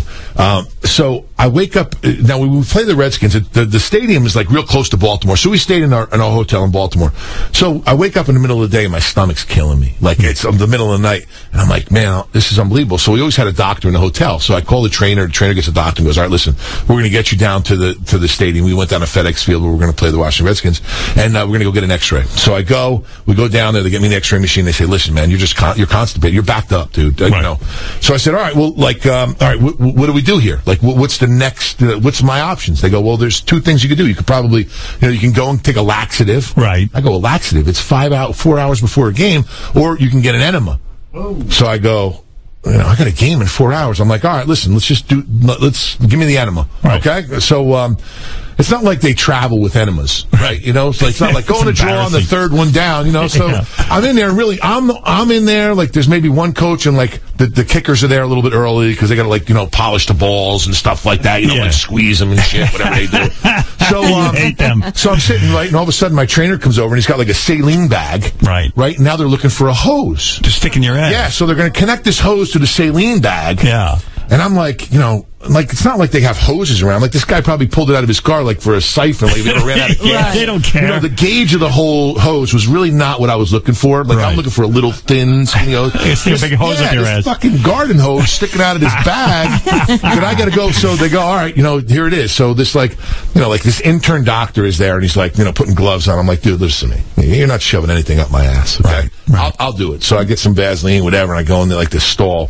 Oh, God. So you're in a stall, you're naked, you got the fucking hose up your ass. My one foot's up on the toilet, and I'm like, oh, this is not Who's good. Squeezing the saline into your ass? So the doctor's holding a saline bag, and I'm putting it up there, right? Now, all of a sudden, Matt Stover, our kicker, he's over there at the urinal. He's like, just hold it as long as you can. Kickers would know that. Shut your I'm gonna kill, not only, I'm gonna kill you. Just shut your mouth. So I'm taking an enema. Right. I want a guy telling me what I have to do after I get this enema. So I like put this thing up, and so I'm like, all right, so he goes and he squeezes the bag a little bit, and I'm like, oh, the pain was like excruciating. So I'm like, all right, I squeeze my cheeks, and I'm like walking around, I'm like sweating, and he's like, hold it, and I'm like, shut up, Matt, like get away from me. So I'm like, I'm going, I'm like, all right, I think I'm ready. So I sit down on the toilet and yeah, like I'm like, oh my God, that felt pretty good, right? Right. So I'm like, all right, did it release your stomach pain? Let me look. So I turn around and look in the toilet, and it's like spring water. It's like you could have bottled it. There was like no discoloration. Nothing came out. Nothing. Not even like a raisin, like a gerbil shit. Nothing. There was nothing came out, dude. So I'm like, I'm not doing this again. So I go to my trainer. I go, hey, man, like nothing came out. Like he's starting to tape guys' ankles. Like the first shipment of guys came in, and he's like, well, and the doctor's there. He's like, well, maybe I didn't squeeze enough in. I'm like, you didn't squeeze enough in. That's your answer, dude? You didn't squeeze enough in? So I'm like, all right, So he's like, you got to take another one. So I'm like, oh my God. So I go, I get the saline bag. And now, while I'm saying this, word for word, like I'm talking to you, I'm doing a radio show live in Baltimore. There's probably 1,500 people, and I'm telling this story. Right. And they're on the floor dying. No way. I'm like, yeah, this is for real. This is what's going on. So I go, and now I'm going, all right, Doc, give me another one. I get the hose. They switch the hose up, and I have more Vaseline, and I slide that sucker up there. And he squeezes half the bag, and it's like, now I'm like, I don't even know what the word would be. It's like super constipated because everything's going back up the other way. Right. Everything's being pushed back. I'm like, now I'm holding it, and Matt Stover's over there again. Just hold it as long. I'm like, listen, dude, I'm going to kill you. I'm going to kill your family. I'm going to kill your family. It's weird that you were so constipated, too, because as an athlete, you're running and stuff. You think everything would just pour out of you. I don't know what it was. Maybe peanuts or something I ate, something, Rice. It was, might have been rice. Rice. And I'm like sitting there, I'm like, oh my God, man, oh my God. And all the players like looking around and the coaches, because, they're like wondering what's going on, if I'm going to play or not. So I sit down back at the toilet and it's like, out. And I'm like, oh, please, God, please, if you're really there, let there be like just a nugget, just a little something to release a little bit of relief, just like something like the size of a peanut. Anything. Like the peanuts you get, like the triple peanuts, the 3, something like that. I'm looking for. Well, I look in there maybe, and there's like a raisinette, like one little raisinette, and I'm like, how could that be? This is horrendous. I like that would be your sign if there's a God. I'm like, you know what? I became very religious after a big shit came out of me. I'm telling you, I go to church, everything. Right. So I'm sitting there, and now I'm like sweating. So they're coming up to me, and Brian Billick, our head coach, comes up and goes, Tone, we got to put a couple guys down. We got to inactive, make some guys inactive before the game. You're going to be able to go. And I'm like, all right, I'll be able to go. I'm like in serious pain, but I'll be able to go. I'm going to go get some kind of painkiller. I'll chew it up. I'll be all right, So I'm like, all right, what am I going to do here? So I'm looking over. I see one of the offensive linemen. The offensive lineman, you know what carpet tape is? Carpet tape is sticky on both sides. You stick it down. Double stick tape. Yeah, guys put it on their pads, and then they put their jerseys over. So when you go to grab their jersey, it's stuck to their pads, so you can't pull. Right. So I'm like, I see these guys, and they got the stuff. So I'm like, I get a towel, and I'm wiping my ass because the water is everywhere. It's and I'm Italian. I got hair, and I'm a hairy guy. Man. My ass crack is hairy. And I get a lot of dingleberries. You know what I'm saying? So all of a sudden I look over and I go to one of the offensive linemen, give me that tape, and I get 4 strips of tape, and I tape them together maybe 6 inches. Right. And then I peel the other side, and I squat down a little bit, and I put it between my ass cheeks, and I tape my ass cheeks together, hoping that it's gonna Were you afraid in the game you would shit your pants? Yeah. Yeah, so you tape your ass cheeks together. Yeah, I tape my ass cheeks together, and then the most fearful thing happens is I walk over to my locker, and I look in my locker, and every week we wear different uniforms, and this week we were wearing white jerseys and white pants. So and now if you I'm shit your pants, can you imagine? That would be on the reel for the rest of your life. It was like, forget it. It could be the most humiliating thing. I'd have to quit. I would have to go find something else to do. But everybody at this radio show is listening to this. But you had the wherewithal to think, hey, I can't shit on the field. Yeah. I'm going to tape. If I take this double stick tape and tape my asshole shut. Yeah, maybe my asshole the sphincter will close a little bit, or when you went on stuck, and I would be able to at least get off the field. But when you went on the field, did in fact you feel the urge to shit? Because with all that movement and running around, I would imagine the things started to happen. Well, I went up to my trainer and I said, "Listen, dude," Bill Tessendorf. I said, "Tess, if I go out there, okay, and for some reason you see me laying on my back and I'm not moving." That's right. Whatever you do, don't roll me over. Don't roll me over. Right. Okay, get a gurney out there, get my ass inside as fast as you can, and tell Eddie Carroll, who's our equipment guy, make sure, okay, that you get me a nice pair of white pants again. I was terrified I'm going to shit my pants. But you never shit during that game, did you? Never shit during the game. Afterwards, I went on the toilet, and I took up, a painkiller that, was, it was tough taking painkiller and trying to play too. Yeah. But, because aren't you sort of woozy from the painkiller? Yeah. Well, you get more constipated too from painkillers. If anybody out there who's hooked on, Oxycontin, a lot of you's out there, stealing it from your grandparents. Right. You're gonna be constant. So I get back and I'm on the toilet and I'm there for maybe an hour. The bus left. And then did you unload? Oh, dude, let me tell you something. Did you ever shit so much that the toilet actually flushes by itself? It didn't know what to do. It just was the toilet woke up. Well, listen, have you ever been on a toilet and you're reading a magazine and it's a good story and you just stay there and your legs go numb? Right. Oh, my legs were numb. I had to Oh my God. I go get dressed up and they got a cab and I get a cab. You probably went out to dinner. But I'm telling the story. So the next week, yeah, which is pretty funny. I told this story and everybody's laughing and everybody in Baltimore hears this story, but it's the truth. Right. Listen, I'm here to tell the truth. I'm not holding anything back. Right. It's embarrassing, but I want to hear this stuff. Right. Whatever. Okay. So we play the Tennessee Titans. It's the first quarter. They had an unbelievable fullback. I can't remember what his name was, but he was a tough kid, Right. So I'm down. It's the first quarter. They're going into the end zone and we're on like maybe the 15-yard line and it's like 3rd and 1. And I know that short yardage is coming. So I know he's coming right towards me. So I go, I take the gap, and I put my head down, and I get, boom, smacked on top of my head. We stop him, but now I'm like, man, like, I just felt like, you ever get, like, hit your funny bone? Yeah. And, like, that's how from my neck down was. I was like, oh. I'm like, shit. So I'm laying there, and I'm like, all right, get off me. Get off me. And a couple of my guys, like Ray Lewis and Mike McCreary and Rob Burnett, they're going, no one's on you, dude. No one's on you. I'm like, get off me. Somebody's on me. I can't get up. Oh, my God. So they call the trainer over. And the trainer Tess goes, just stay down, man.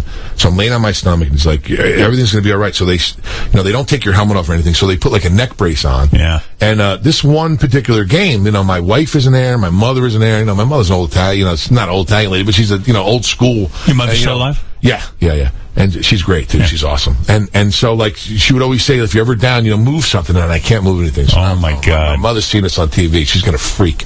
So now I'm going, I can't move. So my brother's there. So do you immediately think you're paralyzed? Yeah, I think like, oh shit. No, I'm scared. Like, I've never been scared before. Like, nothing really scares me. I've had a gun in my mouth when I was at Pitt. I mean, none of that really. But why was there a gun in your mouth? Well, we'll get to that story. Okay. I was in a fight, whatever. But so I'm sitting there and I'm like, oh man, this is not good.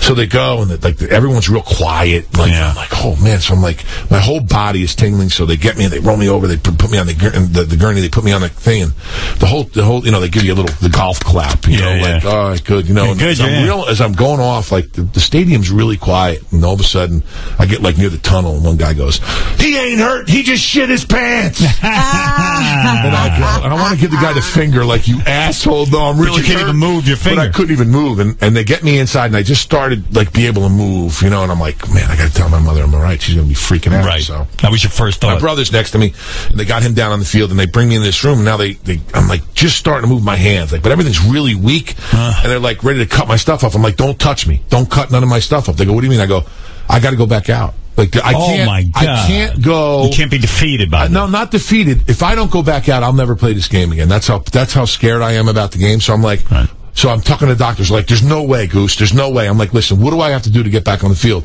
So they take my shoulder pads off. I get my arms up, but they're like really weak. And they go, you got to go get an MRI. So I'm like, let's go, get me an ambulance. So they get an ambulance. They get the police escort right to the ambulance, gets me right to the hospital, which isn't far away. They take an MRI. I got to an MRI. Guys like me don't fit in MRIs. You ever get an MRI? No, but I've seen it. It's it's almost like the animal. Stuff you like a sausage. Yeah, it's like, right. It's like you got to get squeezed in. So I got my hands over it, and they're, you hear this tick, tick, tick, yeah, it's scary. tuck, tuck, tuck, tuck. And I'm in there, and they go, okay, your spinal cord, like, touched the side of your, whatever, and it hurt. And he goes, but you should be okay. So you bruised your spinal cord? Yeah, bruised it. So I come back out, and I'm like, my brother's like crying, like, don't go back out, dude. You're gonna get hurt. But your theory was it's like riding a bicycle. Like, if I don't go out there now, I'll start thinking about this. Yeah, and I'll never play again. That would be enough to scare you away from a game, man. Right? It's like no joke. This is no joke. So the ambulance gets me back, and I go, and I'm like, all right, my legs are weak. My whole body from my neck down is like, like you hit your funny bone. Like, you can't really. And it never crossed your mind that you could re-injure your spinal cord? Never really. Wow. You were crazy, weren't you? I was out of my mind. Yeah. I was out of my mind, but I was a completely different person when I put my helmet on and I crossed that line. Like, you're not the same guy as you are. Like, you wouldn't recognize me, like, just knowing me for this little bit of time. I'm a different guy. You're different. You got to be different. You got to, or else you won't survive. Yeah. So I get back out there, and I'm like. Now the crowd's like, what the hell? He came back out, like, it's unbelievable. And I go, Coach, I got to go in. They're like, what are you, crazy? I'm like, I'm going in. So I go in, I tap my helmet. The guy comes out, and I'm playing Bruce Matthews, and he's really, he's like the same age, older than me. And I'm like trying to, like, I'm really not doing anything, but I'm like, there's like maybe 6 plays left and a half, and I'm like, trying to lock out on him, and I play the rest of the game. It wasn't my greatest game ever, but I got through it. And that's why it must piss you off when you see the kicker, because look what you're going through. You're going through this angst. I might lose the ability to move. Those guys come on the field, they kick the ball, and then they go back. They're playing a whole different game than you are. Yeah, they really. I think my anger started when we were doing 3 a days. But do you think it's jealousy, really, in a way, because they get to? Yeah, I'm a jealous son, but yeah. Then they would go, and I would be out there on the field, going. All of a sudden, I'd see them come out of the locker room with their golf clubs. They'd go play. Right. They'd go play 9 holes and come back for the last period of practice and kick 4 balls, and they'd be icing their groin down. Would you be angry with a guy if he didn't make his field goal or something? A reasonable field goal? Yeah, because when I was at the University of Pittsburgh, we had this one guy there. He was retarded. He was a different guy, and we were down in West Virginia. We lost 6-3, and we got on the bus and I shoved him in the bathroom and I locked the bathroom, made him sit in the bathroom the whole time on the way back because he missed a kick. I'm like, dude, we're out there killing ourselves, and you go and it was a 26-yard field goal. How do you live with yourself after you see us doing that? Well, it's good. At least you fucking said something. Yeah, to the guy. I told him, don't worry about it. I wasn't, I got to speak my mind. So you were in a highly paid, although you were making about $2 million a year once you proved yourself. Yeah, in the towards NFL. the end of my career. Yeah, and business for you now is pretty good because you've in a sense become a bigger personality even than you were a football player. You now have your television gig. Yeah, I got restaurants in New Jersey, Tiff's. Tiffany's. Yeah, Tiff's. You're not allowed to say it's Tiffany's because Tiffany sued you and said that. Wait a second, we have a name. Tiffany the jeweler said, "Hey, give me 2 racks of ribs and a 10-carat diamond." Did you ever say to them? Was that a conscious thing? Were you a fan of Tiffany's the jeweler, or? I buy stuff at Tiffany's. But didn't you say to yourself when you opened the restaurant, "Hey, wait a second, I can't do this"? Well, my partner had the restaurant open way before that. And it was for the Tiffany lamp. He's like, the name doesn't mean anything. Right. Tiffany's, it could be a girl, it could be the lamp, it could be anything. Right. And it's not like it was. They thought we were diluting their name, I guess. But Tiff's is successful, right? Yeah, we got 5 of them, and they're doing really good. Yeah. So when you see these guys now who complain and they have to be given incentives to take someone out, like there was this whole scandal with the New Orleans, the Saints. You didn't need any motivation other than you loved the game and you wanted to prove something. I think that was. I think Roger Goodell did a pretty good job with that because. What they're saying is guys were going and saying, okay, we're going to take this guy's knee out. Now, listen, when I played, if you cut me, back then, you can cut guys, you could chop block. You chop block me, you cut me. There's an inner circle. Right. I'll pay whatever. I'll put a bounty on your ass. Yeah, you took me out. Yeah. I'm going to come. Retaliation. Right. 100%. That's your motivation. You want to take my eye out? I'm going to take your head off. Right. That's there should be a thing. You don't mess with guys. Livelihood. Right. You know what I'm saying? Right. You don't go out there. You're all that's players. The one thing I didn't like about the Saints thing.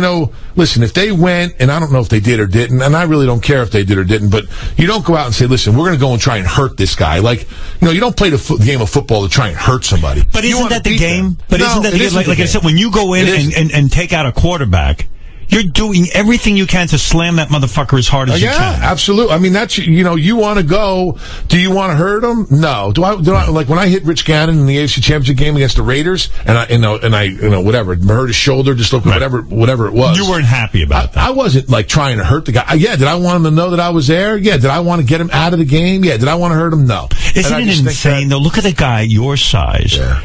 And, you're fast guy, you're strong. Yeah. A guy goes to throw a ball, and all of a sudden he's getting whacked. And most of these guys get blindsided. I miss it. You miss it. Oh, you love taking down I'm 350 pounds right now. Right. Just imagine this. I'm running as fast as I can, right? And I dive. Right? And I know the guy's going to be... It's like a golf shot. You play golf? No. Oh, you wouldn't know then. What do you play? Ping pong? No. I play... you ever play video games? Yeah, I play... Dude, Modern Warfare, like Black Ops? Oh, go ahead. I love that stuff. But do you... So you say you miss it. You miss this idea of just... I miss the pain. I miss going through... I miss... When you retired... That one hit, just hearing the air come out of somebody, When you retired, yeah, did you cry? Were you like, oh my God, this game defines me. I'm never going to have that feeling again where I can hit someone. I didn't know. Like guys ask me now that are retiring. Tony Gonzalez. He's a tight end down in Atlanta, and he's played a long time, and he's thinking about this being his last year. So I was talking to him during a preseason game, and he goes, "Listen, what's it like retiring?" I go, the tough thing about retiring that people don't really understand is, like if you play golf, you play basketball, basketball players, they retire, they can still go on the court, shoot a little bit. Right. Once you stop playing football, especially, on the defense, if you're a defensive guy, yeah, it's not like you can ever go and you never get to go put the helmet on. Like every day of my life, I went, did the same thing, put my pads on, got my helmet, snapped it up. When I retired, that helmet went on the shelf, and I've never put it on again. It's so finite. It's like, done. You'll never do this again. It's like tomorrow you stop doing radio and you can't even go back to it. It's not like, right. You can't, it's not like you can go and say, well, I want to go do, in a couple of years, I've had enough time, I'm off, me and my wife, we're fighting a little bit, I'm going to go back to radio. No, you can't go back. How do you know when it's time to retire? When you can't, when you can't go and physically, recover from your injuries. Did the coach say to you, it's time for you to retire? No. I never listened to a coach. I mean, I listened to them, as far as game plan, but, when, you're younger, listen, I'd go out and drink all night, come home, wouldn't go, just go right to practice. Did you retire at the right time? Yeah. You did? I did. It was the right time. Could I have played 1 or 2 more years? Yeah, made some more money. Yeah, but, I like being able to throw a ball to my son. You know what I'm saying? Yeah, you could have been seriously injured, is what you're saying. Yeah, because it would be Friday and I'd be still sore. Right. You're sore. You never get over it. That's right. Yeah, you don't want to really, But when you walk around now, because you got that ring on your finger and all of that, do guys... That's a big ring. Are you looking at that ring? Yeah, that's a ring. Do guys worship you? It's like a bracelet for anybody. Yeah. Seriously. Yeah. Can you catch it? Yeah. Hopefully you can. That's the... well, not very well. That's the Super Bowl ring, right? Look at that thing. Better than a lot of the receivers I've seen this weekend, especially with the Giants. You said when a guy wins a Super Bowl ring, your dick actually grows. Yeah, your penis grows a little bit. Do you feel it right now? Do you feel tingling? I feel like my cock is growing right now. I'm telling you. If you can measure it right now and said this could go around my cock and I'd still have some extra room. Oh yeah. That's the girth. I can't help the girth. I can help the length though. But you say it's like when you made a comment, I don't know, about Brady. You said his cock must be 2 feet long. How many does he have? How many rings does he have? 4. You love that. That's a great accomplishment. But you knock quarterbacks. You say most quarterbacks are pussies. What do you mean by that? Well, I can't say that they're pussies, but I just think that, you have said they're pussies. Yeah, they're very well protected. You know what I'm saying? I would be upset, they would come out and say, okay, you can't touch the quarterback's helmet, 1 year, a new rule comes in. And then they say, okay, on defense, you could line up, and you could, if you're real close, we won't call offsides on you. You can't touch that guy. But us, your fingernails, we'll let your fingernails grow. But in a way, what we got. In a way, you understand their prima donna thing. They're almost like the lead singer in a rock band. Yeah, I understand them a lot better now that I get to go and analyze them on the sideline a little bit. I understand them. These guys are magnificent athletes, and then they get their arm taken out. Listen, and owners, they run the league. You know what I'm saying? Roger Goodell works for the owners, and if you got a guy and he's and you're paying him $20 million a year, right? Yeah, I can always get another defensive lineman, but this guy's like the brains. You got to protect him a little more. And I understand that now, but back then I didn't understand that. I'm like, I don't care about this. This guy, he's got to be, he's got to take a golf cart back, from the field, back. They don't want him to sprain in his ankle on the walk back. Have you seen a lot of your buddies go go through all the brain injuries? And you've seen it. It's really, in a sense, if anybody came to their senses, they would outlaw the game, right? They talk about boxing being dangerous. The game, I think, you can't outlaw the game. I think that it's a special game, but I think they got to put some things in, and I think they have. Over the year, they're getting better with the hits. The game has completely changed. It used to be a rough, you come across the middle, and a guy like Ronnie Lott, he's going to take your eyes out. You know what I'm saying? Now, you can't touch a defensive, receiver. It's like the middle of the thing is like romper room, wee, receivers run through there, wee. So again, catch the ball, no one can touch me. But again, you're jealous because you're almost like these doctors who say, when I was interning, we had to work 19-hour shifts, and these kids today don't have to. In a way, you're jealous because they're improving the game. They're feeling more for the players. Well, I think my position is going away. I think the fullback position is going away a little bit. I think the defensive linemen who do run stoppers, you don't need a run stopper. You don't need a guy like me anymore. You need a guy that's going to rush the passer. They're throwing the ball 50, 60 times a game. Is it good for a team when you have a situation like Sanchez and Tebow, and you have two quarterbacks sort of competing? Yes, Absolutely. Sanchez, it is bad. I think competition's everything. But if competition fueled you and won't that motivate Sanchez to say, shit, I got to watch my back? Absolutely. Everyone talk, Tebow, that was a waste, this and that. Listen, shut up. First of all, if you don't know anything about it, if you just go, right? Now, if you were the only radio show in the world, you'll be sitting back going, listen, I can say whatever. I ain't got to work. What are you kidding? Yeah, whatever. Robin, take over. Whatever. Let's do this, But, when you're going and competing, and I can tell you're a competitive guy. You want to be better than all these other guys. I wanted to beat every morning show. Bitch, right? That's right. You got something to prove. No one gave you, it makes you stronger, right? Yeah. So, you go out there and all of a sudden, if ratings wise, I don't know, ratings, whatever. Right. But if somebody, says, hey, listen, that guy's a little bit better than you, or his ratings are a little bit better. That's it. It pisses you off. Right. Piss you off. So, but if you don't have that pressure, how are you supposed to go and excel at what you do? So I think bringing Tebow in, hey, listen, Mark, you don't get the job done, we're going to go to Tebow. Right. Hey, listen, all of a sudden, now the guy's playing lights out. But can that psych a player out? Like go, oh, shit. Yes. And if that's the guy you have, you get rid of him. Well, but Sanchez, he's in the middle of a game. Okay, he had a couple of bad, situations, and then all of a sudden they go, all right, we're putting Tebow in.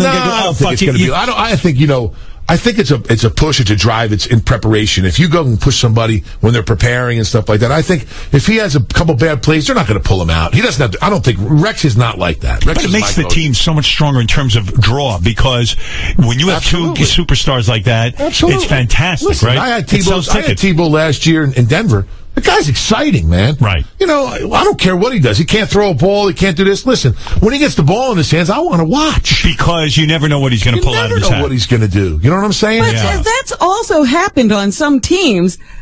The lead quarterback or the head quarterback, the primary guy, has been replaced by the secondary guy. Oh, yeah. Because he couldn't get the job done, and they would do that all the time. All the time. Yeah, but it's a psychological. Tom Brady, you know what I'm saying?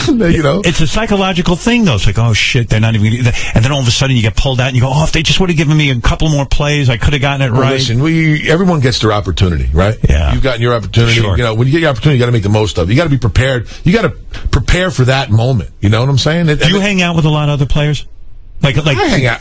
Are they your bros? I mean, or is it just like after the games and after all the hoopla, it's like the guys just go their separate ways? No, I have my friends from when we played. Listen, every guy that I play with, if they called me today and they said, listen, Goose, I need you to do something, I'd be there for them. Goose, were you upset when you had to change in the locker room in front of other guys? No, not at all. I'm Italian. Wasn't a big deal? Yeah, no. Well, you have a decent-sized penis. Yeah, I'm good. Hey, are there guys who are small who, like, you can tell are just kind of hiding in the corner? You used to have a guy on, I remember when I played at the Colts, and then the kid went over to Buffalo, Jerry Crafts. Yeah. Remember, I don't know, I think he was on your show. He said, I got the smallest penis in the NFL or something. Right. Guys have all different sizes. I mean, I've seen some, I've seen some guys that, a midget can go and swing on this thing, like it's unbelievable. Do guys joke about the other guys' penises? Do they ever say, hey, what's with this guy's cock? No, it's not like that. I mean, I've never been involved in that. It's not like me. Like, I go in the shower, I'm like, Jesus, you're thinking sometimes, man, if all the blood in this guy's body, how does it fill that thing up? Am I amazed sometimes? Hell yeah. Who had the biggest cock in the NFL when you were playing? In the NFL? Yeah, I didn't shower. All right, back on your team. Who had the biggest? You didn't shower with everyone? Who was the guy that everyone would go, Jesus Christ, this is embarrassing. I really can't remember cocks. Like, it's not something that really sticks with me. My short-term memory loss. Once again, maybe that's a good thing. Nobody impressed you? But Goose, you are sort of a practical joker too, and I don't get this. Why did you took an AK-47 and shot down a bunch of geese and then put a goose's head in each guy's locker? Yeah, we would have fun and stuff. Fun. Back when I played, none of these rules were applied. What was the practical joke I heard that you played besides shooting up the geese? Was you were pissed that the pet lizard in your house was pissing and shitting all over the house, and then you killed it? No, I didn't kill it. You never killed it. No. I had a roommate, Eddie Toner. Eddie Toner was my roommate, and so I'm dating my wife, and I'm going to go back and see my wife, and we were bored. We're 22, 23 years old. I got a 5-bedroom house. I got my own limo. It's like, I'm living the life, dude. Brought a couple of my buddies in, Joey Esposito, who runs my restaurant down in Fort Lauderdale, Cafe Seville. It's very successful, those restauants. Yes, very good. And he would come and he would cook us meals, and the guys would all come over, and it was a guys' hangout. Like, it was great. Right. But but we would always. The lizard was shitting? Yeah, the lizard. I went to the pet store and I saw this thing. It was like 3 feet long. I don't even know what it was. Like it looked like a dinosaur. It looked like a miniature dinosaur. Yeah, It was pretty crazy. And so we go and I bought this thing. And it was cool. Like, we go to the mall and I bought like a cubic zirconian necklace and had a little wire, and I maybe I was walking it in the mall. Like, people would be be people be freaking out. You know, I like reaction. You know what I'm saying? What people would do. So I bring it home and I tell Eddie, you know, and for some reason this lizard did not like Eddie. Like it would like hiss and make all big long tongue coming out, like all this crazy shit. And Eddie would be like, I'm not watching that thing. I'm like, dude, just, you know, there's raw meat. You know, we had like flank steak or something. Cut a little piece and just throw it to the thing, whatever. You know, with some lettuce, you know, whatever. I don't know what it ate. So he goes, you know, so I just leave. And he's like watching this thing. So it's like in the middle of, you know, it's wintertime. And like in the bathroom, it's in the bathroom and stuff. And now we had like baseball, central, you know, forced hot air. Yeah. Forced hot air. So the return was like in the floor. So the lizard went and shit in the floor. Right? And it would like, the whole house stunk like lizard shit. I'm like, this is like, I'm gone 3 days. I go, Ed, you got to clean, you know, what the, I come back, that thing is, I'm like, where is it? He goes, that goddamn thing came at me, man. I put him in the garage. I go, dude, it's warm-blooded. You can't put it in the garage. Right. So we go out in the garage. I open the door, and there it is, man. Stiff as a 2x4. So I paid like $600 for this thing. I'm all pissed off, right? So I'm like, I got to figure out a way to go and try and get my money back. So I get it. We like put it in a bag, and I go back to the store, and I go, hey, you know, guys, you know, my lizard had a heart attack. Right. They're like, I go, I want my money back. They're like, Goose, we're not giving you your money back. The thing is, you know, I'm like, listen, it had a heart attack, and something happened to it. All of a sudden, it went like that, like, you know, and I put it in the freezer because it was still stiff as a board. And they're like, no way. They're like, you're going to have to pay $200 for an autopsy and this and that. And I was like fighting with the guy trying to get the money back. But, you know, we never got it back. No, never got it back. Well, Goose, or Tony Saragusa, I should say. Only your good friends call you Goose. I can call you Goose. Yeah, all right. Yeah. Goose is got a new book. It's called Goose, The Outrageous Life and Times of a Football Guy. Why a book now? You know, I thought that, you know, once I retired, it's sort of like everybody writes a book. Then I wanted to wait and see how my life pans out. Like, I didn't know what I was going to do. I didn't know I was going to be on the sideline, you know, analyzing. Are you worth $6 million? $6 million, that's your net worth? I read that. I read your net worth is $6 million. Is that correct? Are we accurate there? A little higher, a little lower? Higher. Is that from football? Is that from football or the restaurants? That's from invest. You know, I've done pretty well. You know, guys were buying spinners on their cars and good radios, and I was buying like real estate and buildings and stuff. And lizards. Yeah, lizards. But I made some bad investments. You did, but what was the best investment you ever made? A house of some kind? My wife. Your wife. Yeah. That's the diplomatic answer. I like that. Tony Saragusa's book, Goose. The Outrageous Life and Times of a Football Guy. And it is outrageous, isn't it? Yeah, it is. You'll piss your pants if you read the book. We're going to read the book. Yeah. I mean, why not? Yeah, it's good. You seem like a great guy. Listen, I am what I am. You're pink-bellied Gary, so it's you can't be a bad man. A flubber. The book is in stores now, right? Yep. So all we have to say... It's online, it's in stores, it's all over the place. It's exciting, right? Yeah, it's an exciting book. Yeah, you know what, if you want to, you know, there's a lot of stories about me being a young kid and my coach telling me I'd never amount to anything and him coming apologizing to me, you know, and there's a lot of... Yeah, great, thanks. Of cool things. Thanks for apologizing now. Yeah, you got So no coach ever offered you money to hurt a player? You didn't need money? No, never offered me money. I mean, when I was getting recruited, I got offered cars and stuff. Hey, can I keep this dumb ring for myself? No. This is a great ring, right? I mean, when you walk in like a bar or something and guys see this. You know what? I wore it when I got it. I wore it for a year. I never took it off, and now it's like, you know, I wear it like the games. But men weep when they do. You take it out for special occasions. It's cool, man. I'll tell you what. It's really, you know, it really defines what you've done in life as a football player. Like, there's a lot of guys who played Marino. I mean, a lot of guys who played who never got a ring. Yeah. You know, you got you got a Hall of Fame ring, which is awesome, but right. It really... It's funny, guys who were great players, but never got that... Never. That's right. Never got a ring. Was that the best night of your life when you won a championship? Oh, yeah. What do you do on that night? You get a lot better looking. You get... right? Dude, let me tell you something. You go... listen... I think I was in front of the mirror just doing it, looking at myself. You're hot. You didn't even need a woman. You're hot. Where's the lotion? It is great. It must be, and your coach is loving you. Everyone's just loving you. It's just great, man. It really is great. Wow, good for you, man. Yeah, I'll let you borrow it one day. Yeah, I'll walk around with it. Yeah, I'll go to like a used car dealership. Yeah. And like you know, it's always funny. And then what are you going to do? You have no story. Well, no, I'll use one of my stories. Robin, didn't you hear when I took an enema and I taped my asshole shut? But you got a hairy ass too? Do you have hair? Sure, of course. Do you ever wax? No. Dude, I wax my nose hairs. You do? Oh, dude, it's the greatest thing. Does it hurt? Do you sneeze when that happens? You get a popsicle. They get like a popsicle stick and they put it in the wax and they put it up your nose and you like clamp it and then they wait for the wax to dry and then they just go. I just use it looks like a almost like a like a chia pet. You know, like how like little hairs are growing. How often do you do that? Like once every month and a half. Why, are you very hairy out of your nose? It's gross. No, I just like I see guys with hair coming out of their nose, and I'm like, dude, what are you doing here, man? Like, did you ask me that because you see hairs hanging on my nose? You don't see any on my nose. I can't. No, you're too far away from me. I mean, well, you know, it's. But I use that thing. That's a pain in the ass, though. You wax the inside of your nose, dude. I'm telling you, it's the great. You smell things you've never smelled before. But you never wax your asshole, do you? I wanted to get like you know, a Brazilian. One time I did nair.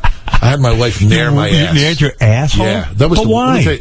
Because it was like there was like hair all over, like you know, shit on it. You know, you go to like your buddy's house and they're too cheap to buy 2-ply toilet paper, and you get that single shit, and then it's like, if you want, we'll wax you here. We'll make a game out of it. I mean, we had a woman. We'll have a woman come in and wax your whole asshole out. Yeah, I know you do all kinds of crazy shit like that. I can't get my asshole waxed. I got a ring. Who's the best team? Who's the best team in the NFL right now? Oh, listen, there's a lot of good teams in the NFL. Yeah. I'll tell you what, I was impressed by Peyton Manning. Yeah, huh? He did a great job with Denver. Yeah. I don't know. Football's, you know. It's all a game, man. It's all bullshit. Yeah, you know. It's cool. What's it all mean? Yeah, you know. If you how hands-on are you in the restaurant business? I go there quite often. Yeah. I hear the food's good, actually, and that like you actually. Yeah, ribs. You like ribs? Yeah, I'm not eating meat anymore. Oh, what are you, like a vegan or something? No, I'm not vegan. I just eat fish and stuff. All right. Well, I don't have fish, but You don't have any fish? Yeah, I think we got salmon or something. You eat salmon? Yeah, I like salmon, yeah. Why? That's not manly? Oh, gosh. What, I'm a woman because I eat salmon? You got a mangina if you eat salmon. I knew I had a mangina. Yeah. You know you should keep the ring. I can't. Yeah, let me have the ring. I'll put it on my mangina.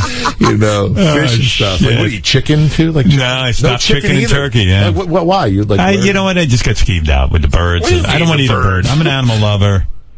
You know. You're an animal lover. Well, fish are animals, aren't they? I mean, yeah, they are. They are. Sort of what? I don't know. Are they animals? What are they? Fish seem like they have any feelings.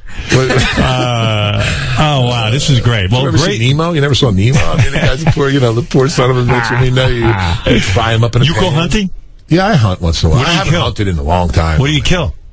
I could never shoot a deer. I shot like a deer. Like when I went to the University of Pittsburgh, everyone like chewed tobacco, chewed to the dip, and everyone was like hunting. Everyone was in like, camouflage and shit. I'm like, man, I better like learn how to do this. Yeah, my father-in-law played for Pitt, and he did he really? Yeah, and he has to chew, and he does the whole thing. He's like a real man. He talks to me. He's like, my son-in-law's a girl. Oh my God! Let me tell you something. Yeah. I did it. I like all the guys were like doing it. Like we had like serious guys would go and get glass and crush glass. Okay, put it in the chew, and then get Jack Daniels, put it in their chew, and mix it up, because the glass used to cut their lip, so the nicotine, I guess, would get in. Oh, my God. So I'm like, all right, so one day, I got the can, snapping it. They all know how to snap. I practice, you know? I'm snapping the can, I open the can, I got a dip, I put a little dip in, right? So I'm going out that night. Burns, right? Next thing you know, I'm on the street like this. Green. I was and these guys are swallowing it, and I was spitting, left and right, and it was I thought I was in another world. I think that was the first time I was ever high. I know what the practical joke is you did. Didn't you put X-Lax in the teams? I don't know. No. Here, the story is we had our general manager, fat guy in Indianapolis, Bob Turpinning. Right. Just me and him used to have battles, because that was always. I always used to go. I'd go once a month into his thing and say, "I want a new contract. You guys owe me more money, whatever." So every day, there was a little bit of a respect thing. The young guy comes in. I don't know if you do it with the interns. Listen, interns, you got to do this. You got to work your way up. You know what I'm saying? Because no one gave me. I worked my way up. I used to wash cars my rookie year, in the league. I used to have to wash guys' cars after practice. I did it, Next year I didn't do it, So the rookies used to go in. They were in charge of every day. A rookie had to come in and bring donuts in. Mm-hmm. So we had those, what are those real hot ones? Krispy Kreme? Krispy Kreme donuts. Right. They were just out. They were the biggest thing, right? So get 24 Krispy Kreme donuts, right? So the rookies would come early and they'd put them out, right outside the training table. Yeah. And the guys would go in and all the veterans come in and you get a Krispy Kreme donut. So there was enough for everybody. Right. So this fat bastard, he used to come, our general manager, walking around, and we'd always have donuts missing. Right. So I'm like, this son of a bitch, he's stealing the donuts, right? And he's not even a player. So I go, so I knew the PA number. I knew a lot of things that I wasn't supposed to know. So you get the house phone, you push the number, and it goes to everybody. The owner, everybody in the offices, and I go, listen, whoever is a little bit heavy and thick and fat, stay away from the players' donuts. They're for the players only. Okay, Bob? and I would hang up. And he's like, "Who is that?" You know, send somebody down to get all mad. Weren't you afraid? Because like a guy like that could just get. He's the general manager of the I'll team. go somewhere else. I wasn't afraid because you know I made it so. My father always told me this: if you're getting paid $100, give them $120. They'll never get rid of you. Right. They can't because you're giving them too much. So I went. And there was this thing called Parafan. You know what Parafan is? Yeah. You know, you've probably been to a spa, right? Yeah, I mean, it's like the wax. Yeah, you put your hands in and like a couple times and it gets like nice and hot. Right. So I'm like, this son of a bitch is eating my donuts? All right. So he didn't stop. So I go and get the donuts. I get the rookie real quick and we get all 12 donuts. And we tell everybody, don't eat the donuts. And I dunk them into Parafan. Now the Parafan's got all kinds of like guys picking their nose, their ass. You know, it's disgusting. Oh, I mean, you know, all kinds of little creatures in there. I dunked all the donuts and it looks like icing. And I put them back. Oh my God. Well, let me tell you something. He came back. I saw like 4 donuts missing. I knew no one was eating the donuts. He ate 4 donuts. Oh, with Parafan on. Parafan on. Oh, and didn't even know it. Were you afraid he could have died? Like, what if he died from that? No, he would have died. You're not going to die from eating wax. I mean, Did you research that? No, I didn't research it, but I was just hoping, you know, that my knowledge of growing up in New Jersey would come through. You are insane. And we asked the secretary. He had the shits for like 2 days. I was so happy about That's that. awful. You know? Don't steal my donuts, bitch. Why did you have a gun in your mouth? Oh, I got in a fight when I was at Pitt. There was this place called The Decade, and I brought my brothers in. My one brother was like 14, and my other brother, he was older than me, whatever. And we went in there. My older brother had a yellow shirt, you know. So we go into this bar, and Pittsburgh was like a fighting town. Like everyone wanted to fight. Like for some reason, like, you know, let's prove I'm man. You know, like all right. But guys the size of you don't pick on. Yeah, so we get in this bar, and all of a sudden a fight breaks out on the dance floor, and I see a guy in a yellow shirt. So I go, that's my brother, man. You know, you don't mess with guys' brothers. You know what I'm saying? I can mess with them, you can't. Right. I dive on a dance floor, I just start punching guys. Well, it wasn't my brother. My brother was like on the other side, and he sees me. So now he comes up. My younger brother's 14. He's drunk at the bar. I gave him like $40. You know, he's drinking at the bar. You know, he has a fake Jersey ID. You know, like 14. Yeah, not even shaving. He can pull it He's off. like, go get him, guys, get him. Right. You know, so you know, I'm punching. All of a sudden, like I had the mullet going, and I feel someone just like grabbing my hair and pulling it. So I turn around. It's a girl, and I just get her and I push her away. I'm like, what the hell, man? So I'm like fighting, and these guys are like punching me and stuff like that. All of a sudden, I feel another person come grab my hair, and I just go like this, boom. And it was a girl, and I punched her, but I didn't know it was her. And, you know, so we're fighting. All of a sudden, the kids go to run out. My brother's there. He's got a little blood. I got a little blood on me and stuff. We're fighting the whole time. So I'm like, this one guy like punches me and like takes off out the door. So I go follow him out the door. When I open the door, he's standing outside the door with a gun. Puts it right in my face. Says, you're going to die. Oh, my God. I go, oh, shit, this sucks. So he goes, open your mouth. And now, I know at the end of the street, have you been to Oakland? Yeah. You know where the O is, where that famous hot dog place is, like on the corner there? Like they used to stand there with like Rottweilers, the cops. Wow. So I knew the cops. So I'm standing there and the guy goes, open your mouth. So I open my mouth and he puts the gun in my mouth. And I'm like, oh, you know, like, what, you know, I'm going to die. And then he pulls out a can of mace and he maces me in the face. Oh, my God. In my mouth. What is this guy, Batman? He's got like 50 dude, things so the with cops see it. They send the dogs up to go after him. They put him in a paddy wagon. They go, Goose, I run inside. I'm getting like water. I splash it. My uvula, right? That's what it's called, right? Yeah, uvula, yeah. It's hanging out of my mouth. It's swelled up so much from the mace. Oh, my God. I was like, what the hell? So they went and this guy, you know, he had a gun and this, that. He says, oh, he hit my sister. It was his sister who I hit, unfortunately. So it turns out, like, the guy's like you know, his father's like an made guy. you Oh, know. So good now I got to call home and we got to go and my uncle's got to come out and my friend, you know, and we got to have a sit down and you know, we didn't press charges. Apologize to them. Not apologize. He apologized. You know, it was sort of like, hey man, sorry, went over, whatever. We'll handle this on our own, not in the courts, kind of a thing. And we had our sit down and took care of it. But it was that was scary, man. That was a very, very scary. And then how did your uncle know who? Was he connected? Did he know? No, I mean, you know, I don't know what you're talking about. He just came out for support. He came out for support. Okay. You know. Goose, you've said it all. Probably said too much. Your uncle's being carted off to jail right now. Way to go. The FBI just came and broke his door down. Sorry. Tony Saragusa's book, Goose, The Outrageous Life and Times of a Football Guy, is in stores now. Great guy. Fun guy. Gave me a Super Bowl ring. And that's it. Why is the nickname Goose? Saragusa. I don't know. That's it? Yeah, of course. What the fuck is wrong with me? All right. We'll be back right after. Thanks for coming. Great talking to you. And good luck with the book and everything else you're doing and the restaurants and all that stuff. Yeah, I'll bring it back. I'll go get a piece of fish. I'll bring it back. Yeah. I can't sit down with you. Barbecue some celery. sauce. I'll bring you some celery. Let's have a vegan meal tonight, you and me. Love a V8. Anyway, Goose. You eat pasta? Of course. Okay, all right. Look at me. I'm so masculine. You are. I got carbo-loaded. I got to put on some size. What can you bench? Right now? Yeah. Oh.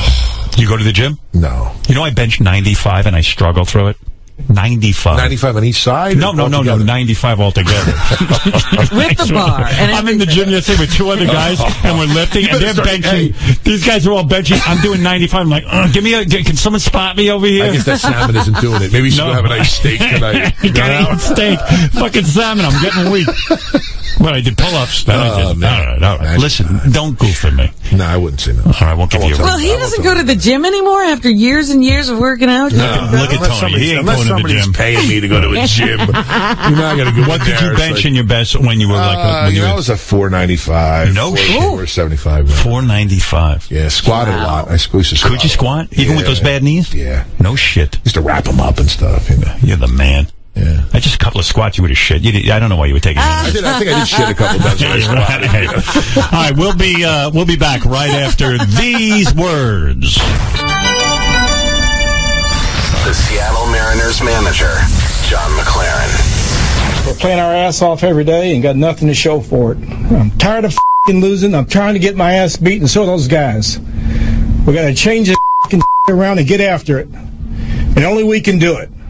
The fans are pissed off, and I'm pissed off, and the players are pissed off. And that's the way it is. There's no easy way out of this. Can't feel sorry for ourselves. Got to buckle it up and get after it. Tired of damn losing this every night when we bust our ass. It's got to be a total team effort to turn this thing around, and that's it. The Howard Stern Show.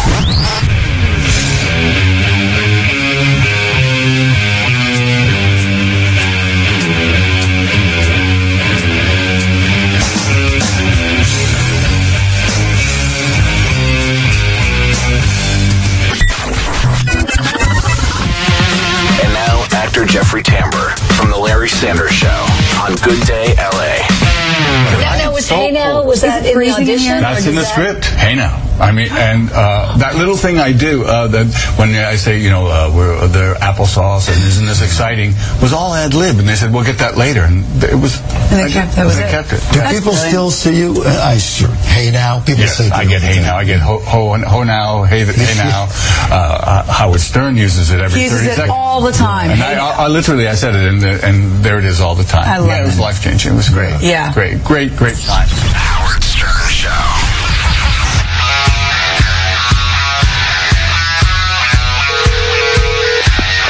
Hello, can I speak to Mark Harris, please? Yes, who's calling? Mark, it's me, Dave. How are you? Now, I understand